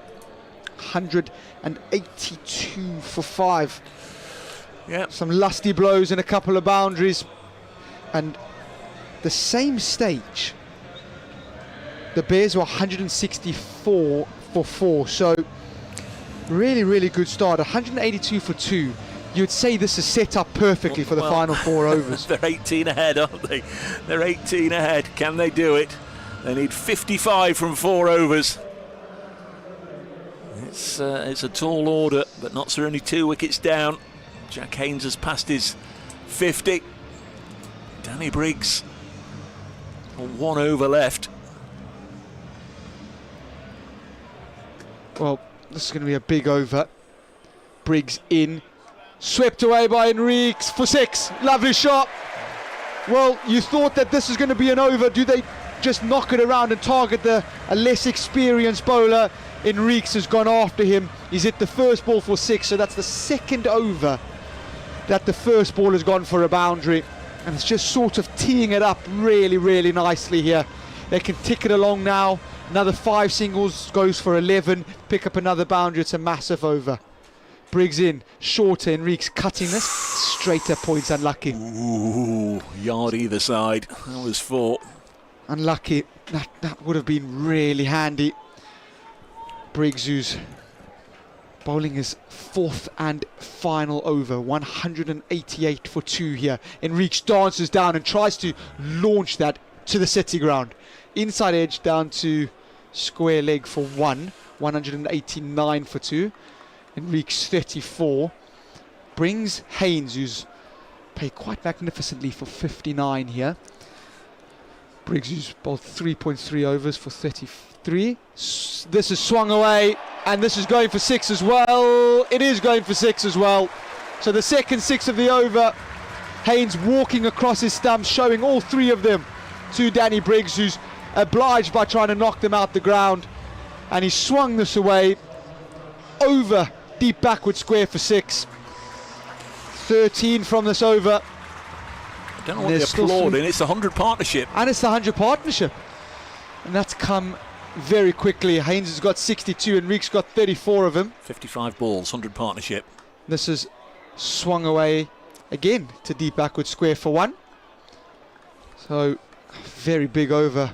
14 from this with a ball still to go. So 196 for two. Haynes and Enrique's have batted absolutely beautifully here. Briggs in, fired into the wicket. This is hammered down the ground, straight to the man. That's the end of Enrique's little cameo of 34 off 27. But Danny Briggs has the last laugh. And Notts lose their 30 is the end of the over. So that's 17 gone. 196. So 31 required from 3 overs as Moses Enriquez goes for 34. 27 balls, 1 4. It says 2 sixes. Well, there was 1 6 and one that should have counted as 12. Massive. Worth coming tonight just to see that one shot. I've not seen many bigger on this ground. What a blow that was. Anyway, he's gone. So Notts require 31 from 3 overs. They've got it down to 10 and over for a tie. I've seen one tie on this ground already today. Surely you can't have a 226 plays 226. We had 160 versus 160 in the women's match earlier in the day. Tom Moores is the new man. First appearance for the Notts first team this season. He's been playing with the seconds, playing some club cricket. He's restructured his contract. Just a white ball playing it nowadays. Jack Haynes, during the course of that over, moving on to 66. Lintott in and hammered straight down the ground. That will be 4. Lovely shot. Another boundary off the first ball of the over. His highest T20 score now. This is a fantastic knock. Can he get them over the line? Can he set this up perfectly? Lintott into his last over. 200 up now. This is in and this is cut away and out to sweeper for 1. So 201 for 3. It brings the left-handed Tom Moores onto strike. He will be swinging this away to the short boundary, and if I know Tom Moores, I would not be surprised if he has a go with this first ball. But yes, quite rightly so. Tom Moores, high score of 80 not out. He's got 8 50s in this form of the game. Very good strike rate of 131. So he doesn't need 50 this evening. No. 20 from 15 balls will do, Tom. That's all you need to do. And interesting, everyone in the ring here, especially on the offside, is trying very hard just to squeeze a single. In fact, it probably won't, because Notts need 26 from 16, so that would leave 6 required from the other ball. But you know what I mean. It doesn't have to go. Doesn't have to go hell for leather. No. Notts have got a great chance here. They've got a great chance of doing something incredible. Lintott, slow gather into Moores, goes slow, and Moores pushing this to backward point for a dot ball. So they're really trying to squeeze the new batter here. You've got mid-wicket, who is usually not in, squeezing on the 1, backward point tight, squeezing on the 1, extra cover, squeezing on the 1. So Alex Davis realising they've got to keep the new batter on strike. Goes slow. Tom Moores has missed it. Dot ball. I thought with the sort of line that would potentially have cannoned into the stump, but dot ball off Tom Moore's pads, I believe. Yeah. So that's 201 for 3, and now the fielders mid-wicket comes out, protecting the boundary. So this has been a really good spell of bowling from Jake Lintott. In wide of the crease, hammered away. That will be 4. Well, that will be 8 or 9 from this over. So Jake Lintott going a little bit too wide, a little bit too floaty, and Tom Moores just has to throw his hands at it. We've seen that how many times throughout the years. Hits it hard, hits it to the boundary for 4. Good shot, Tom. 22 required from 13 balls. Well, it's on. It's most definitely on. And this is last ball of the over. It's almost a free swing here. You know, try pick up another boundary if you can, but Lintott in. Tom Moores did have a bit of a free swing, and I feel he's probably missed out a little bit on that one. 205 for 3 at the end of the 18. Still 11 runs higher than what the Bears were at this very stage. So there's 2 overs left. Ed Barnard's got 1 left. Garton could bowl. I don't think we'll see Sylvester again. Craig Miles has a couple of overs, and Lintott also has 1. That'd be a bold call to go with the spin of the last over. It's going to be Ed Barnard to bowl the penultimate over. Notts require 22 from 12. So Ed Barnard wearing the number 30. Into Haynes, who's shuffling across and goes straight down the ground. It's going! It's 6! Glorious! Fantastic batting! What a knock this is! Listen to the place. They didn't have much to cheer about in 2024. Well, listen to it. Trent Bridge in full swing. 211 for 3. Barnard in. Haynes shuffling. Haynes goes again. Haynes goes for 4. 10 from the over. 215 for 3. He's in a hurry. Here's Jack Haynes. Could this party continue into the night? Oh, I'll tell you what, if it does, there'll be some sore heads in the morning. Ed Barnard's gone for 10 and 2. He's just tried to. He's missed his Yorker twice in 2 balls, and he's gone for 2 boundaries. I felt that was going straight down the throat of I Long also did. Notts require 12 from 10. They could do it in 2 balls. They could also come up short. Come on, Notts. Barnard in. Haynes walks across, flicks us away to the leg side. 2. They should get back for 2. They will get back for 2. They're both very quick between the wickets. 217 for 3. They need single figures.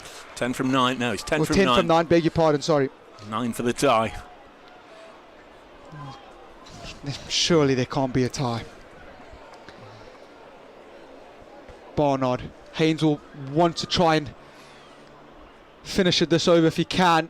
Slower ball, hammered down the ground. Don't think Tom Moore's come back for 2. He's going to come back for 2. He's going to get back for 2. That is fantastic running.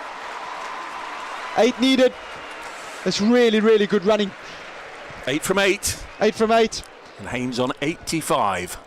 5 metres left of long on, and Tom Moores has got back for 2 there. That's fantastic running between the wicket. 219 for 3. They require 8. Jack Haynes, knock of 85 here. This is fantastic. Ed Barnard, what does he can deliver? Goes in, goes wide. Off the outside edge, it's squirted away. It's squirted away for 4. This is fantastic. Notts need 4. If the ball crosses the boundary, Notts win. Simple as that. Me. This is unbelievable. Absolutely unbelievable. Jack Haynes, this is phenomenal batting. He's walked in and he has played an absolute gem of a knock. They need 4. There's 1 ball left. Can he do it in this over?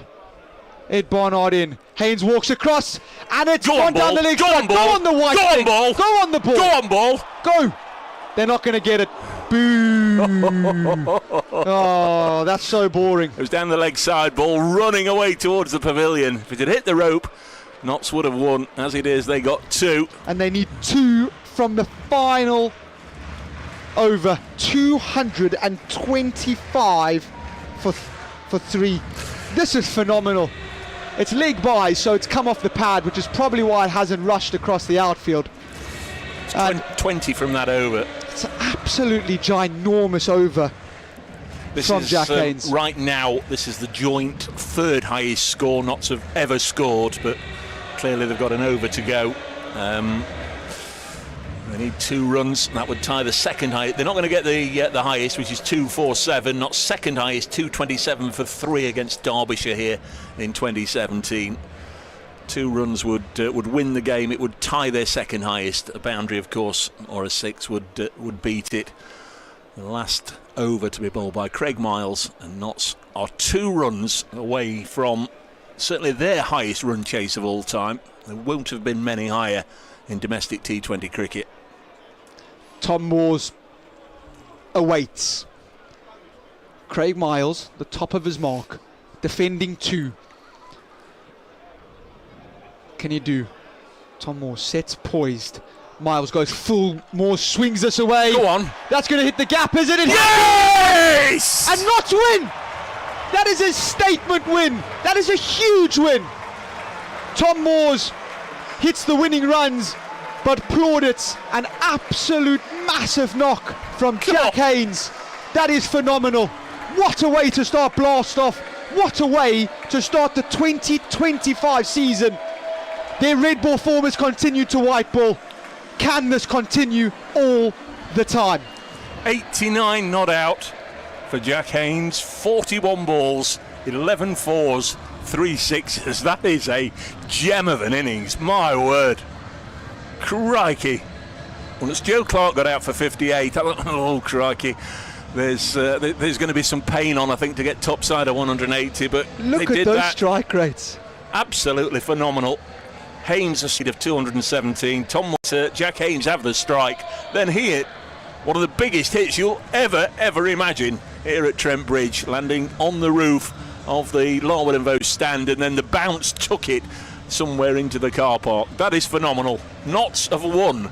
What a run chase. 226 for 5 the Bears made, and that has been absolutely vanquished by the Outlaws, getting their second highest score in the 22 years of the T20 Blast. Phenomenal stuff, Notts. They've chased it down with 5 balls to spare. I think Dave and I were sat here at the interval saying this will be a phenomenal chase if they get anywhere close to it. They've chased it down with 5 balls to go.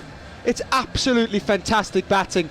And if this is the way the new Notts side are going to set up to play their cricket, we're in for an absolute outstanding season. A remarkable victory. I can tell you that Leicestershire Foxes have defeated Derbyshire by 5 wickets. Yorkshire have come back at Headingley, but they need 24 from the last 9 balls. I think it's Northants who's going to win that there. The other games in the North Group. Remember, tomorrow at Old Trafford, we'll do it all again. They've not got long. Notts and the Blaze are at Old Trafford tomorrow. Both games we can bring you on online on the BBC Sport website and app. From 12 o'clock, Lancashire women against the Blaze, and then from 4 o'clock, also on the radio, it is Lancashire Lightning against Notts Outlaws. Just looking down there at the scenes of celebration, there's grown men who frankly should know better, just hugging each other and dancing and absolutely joyous. Those that have come tonight have very much enjoyed it. You remember this time last year, or this game last year, Notts were booed off. They were bowled out for 57 and they were booed off the field. None of that tonight. It's incredible. The Bears, who have got a fantastic record at Notts, set an incredibly difficult score to chase down, and Notts have gone out there with a statement win, with an absolute display. They've put on a clinic here at Trent Bridge this evening. And I tell you what, they've sent some fans home incredibly happy. I'm one of them. And because of the nature of the redevelopment here of the pavilion, Notts is getting changed downstairs in the old hospitality boxes. The Bears really getting their heads, dragging their kit bags, and scarcely unable to take in what's happened. There's a number of Bears players over there in their light blue shirts, and I don't know. That's going to be a very painful coach journey back to Birmingham. They're not going to quite be able to get their heads around that. Scoring 226 for 5 and losing by 7 wickets with 5 balls to spare. That's a once in a generation victory for Notts this evening. Led by the captain Joe Clark, who's 58 out of the blocks, but seen home by a tremendous knock from young Haynes. 89 not out. Notts have won. Adam, we're running out of things to say here. This has been brilliant.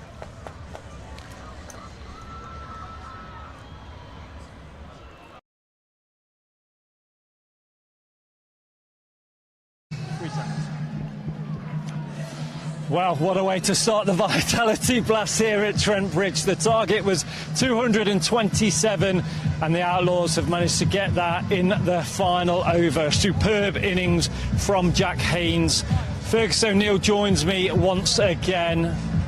I didn't see you at the interval, but I've got a funny feeling what you're going to say. 226 the Bears set. How did you feel about that target? I was in speaking to the members and I was trying to stay positive, but in the back of my mind I thought that's probably a few too many, but I think that shows the class of our side. Clarkey up the top and obviously Hainesy as well was remarkable, but let's not forget some of those little knocks in between. I thought Moe was very good while Hainesy was going well, just knocking it around, and they put in 100 and I think Hainesy scored 70 of them, so that was amazing. But if there's not a bigger crowd here next week, I'd be very surprised. How, you talk about Mo's there, I was talking to one of the stewards actually, and he mentioned the experience of just, kind of getting himself in, even in T20, getting himself in, taking singles, and then he kind of exploded a little bit, a lovely six into the Lord and Foes stand over there. Just that experience, how crucial is that in the middle of an innings? Well, I said at the start of the game, you can't put a price on momentum and you can't put a price on experience as well. I think he summed that situation up very well. Hainesy was obviously on flames, going super well, and he read the situation well and said, look, I'll play the second string here, and then when he needed to pull the trigger, he did. And yeah, let's not take anything away from Hainesy though either. That was an unbelievable knock and a great win for Notts to start the season. First of all, in the power play, mentioned Joe Clark got off to a great start. Him and Lyndon James really set sort of the intent in that power play. We talk about power play so much in T20 cricket, but how crucial was it for the Outlaws to get off on a good start in that power play? Yeah, I think mentally as well. When you're chasing 230, say you can't get off to a poor start, so that's crucial. And it was amazing what JC did, and supported well by Lyndon James. I'm trying to say to Hainesy, come on, you can come in, Hainesy, come on. Yeah, I feel like that's important. It gives Hainesy and a few of the others a platform to do what they did, but yeah, not taking anything away from Hainesy. What an unbelievable knock. Congratulations, mate. You're sweating a bit. Yeah, a little bit. Yeah. Sweat a lot of the best of the time, so. I was just talking to Fergie there about Mo. I know, yeah, somebody's got to. He's hanging around. I know exactly. Just how important was that middle part of that innings? The experience of Mo. We talked about, to Fergie about how he just sort of got himself in, but what did he say to you out there? Yeah, 100%. I mean, he's so calm, and you can tell he's played as many games as he has. I was probably a bit more frantic than he was. He probably didn't go off to a flyer that sometimes he does go off to, but he said, I promise you I'll start middle of the minute, and then he nearly went out the ground. So, yeah, look, he's so calm. I think when I probably got a little bit frantic at times, he was calm and influenced at the other end. So, yeah, I enjoyed that partnership, and it was a good one. 226 the Bears got. How did you kind of feel about it yourself? Obviously, you're on the boundary rip, you're seeing, the bowlers kind of going for 10 and over, 12 and over, but you've got to bat on that pitch. What was your kind of opinion at the halfway stage? Yeah, I think it's sometimes tricky. I mean, it's always a good pitch at Trent Bridge, especially when a fresh one. There's always a short side, so especially with our batting line and how deep we bat. We had Sam's in the shed there, Patson White, Monty, lads with real power to come in and bat. So it feels like, a mantra for us will be we can try and chase anything this year. It feels like doing that first game is a nice sort of to lay that down on the marker and say, we can chase anything. That's a great point, isn't it? We were talking about it at the start of the thing about chasing targets really in T20 cricket. Just every win is great. To get off to a start and to get off to a win is great, isn't it? We talked about it in the county championship. But when you're chasing a target of 227, is it just a little bit sweeter? Yeah, I think so. It's obviously nice to start with a win like that. Probably, someone 6-2-30 on the board first thing, you probably think you're against it a little bit. So yeah, it is sweeter. It's nice to obviously start well and hopefully take some momentum into the next couple of games. Do you want to ask him a question, Ferg? Yeah, well, could go on a while this. I was saying, you can't put a price on momentum. That was my big spiel at the start, and I think obviously evidently that's the case here. I feel like we've been getting on a roll of winning games we probably thought we wouldn't, and do you feel like that's carried through to the Vitality Blast? Yeah, I think so. I think it's massive. I think don't underestimate the start of having the championship leading into this. There's a lot of belief in the dressing room, and a lot of it came from you in the first 4 games. A lot of that belief and Aussie swagger, but hopefully we can carry a bit of that through with us for the rest of the season. Oh, that's enough for me. I think we've started well, so on to the next. I got a little bit worried there. I thought, I'll tell you what, I'll go back to Australia. You can just stand here and just do my job for me. Finally, back-to-back games, Lancashire tomorrow on the bus, 10:30. Momentum. Looking forward to it? Yeah, definitely. Yeah, try and get a good night's sleep and back on the bus tomorrow. Well, once again, congratulations on your innings. I'm going to wrap up with Fergie because I might never see you again, to be fair. He always goes wandering. Well done, mate. Well done. Just wrap it up now. Obviously, Lancashire, like I just said to Ainsley, tomorrow. You've mentioned momentum so many times, but two good sides as well. You know, Warwickshire, top of the group for the last couple of years, really. Been a strong team in this North group. Lancashire, another strong team when it comes to this type of cricket. Be another test tomorrow. Well, I think you're spot on there, as we said. Thank you. It's now 13-all between the Bears and the Outlaws, so it's good to get that back to even playing field. But the belief we're going to take from a win there, chasing 226, was it? I think we're going to take that into tomorrow. Sometimes that's the blessing of playing games in quick succession. So I think tomorrow there'll be a lot of belief, and I can't see why we can't do it again. And then finally from you, how have you enjoyed being here in Notts? Obviously in the Red Bull, you're still hanging around here. You've got an Aston Villa Cup down there. Yeah, I'm not a Villa fan. I'm a Nottingham Forest fan. Yes, right. And so well done, Fergie. You've learned. No, honestly, it's been great. I think evidently I could have been home back in Melbourne, but I've decided to stay here in Notts. I think that shows you the type of lads we've got here and the type of group we've got here. I've enjoyed my time here. I've enjoyed being around the boys in both the Champos and now on the Blast. And I've held on to my undefeated record as a player / coach, whatever you want to call me, I was today. So I look to take that into the Lancs game tomorrow, and hopefully we can do great things in the back half of the year for the Champos and in this Blast. Well, Fergie, it's been an absolute honour having you on Trent Bridge Live. Are you going to Lancs tomorrow? I'm going to Lancs. I'll see you tomorrow. Deal. But from everybody here at Trent Bridge, the Outlaws get off to a winning start in the Vitality Blast. We'll be back on the 11th, but the next home game is on the 7th against the Worcestershire Rapids. So from everybody here on Trent Bridge Live, thank you very much for joining us and enjoy the rest of your evening.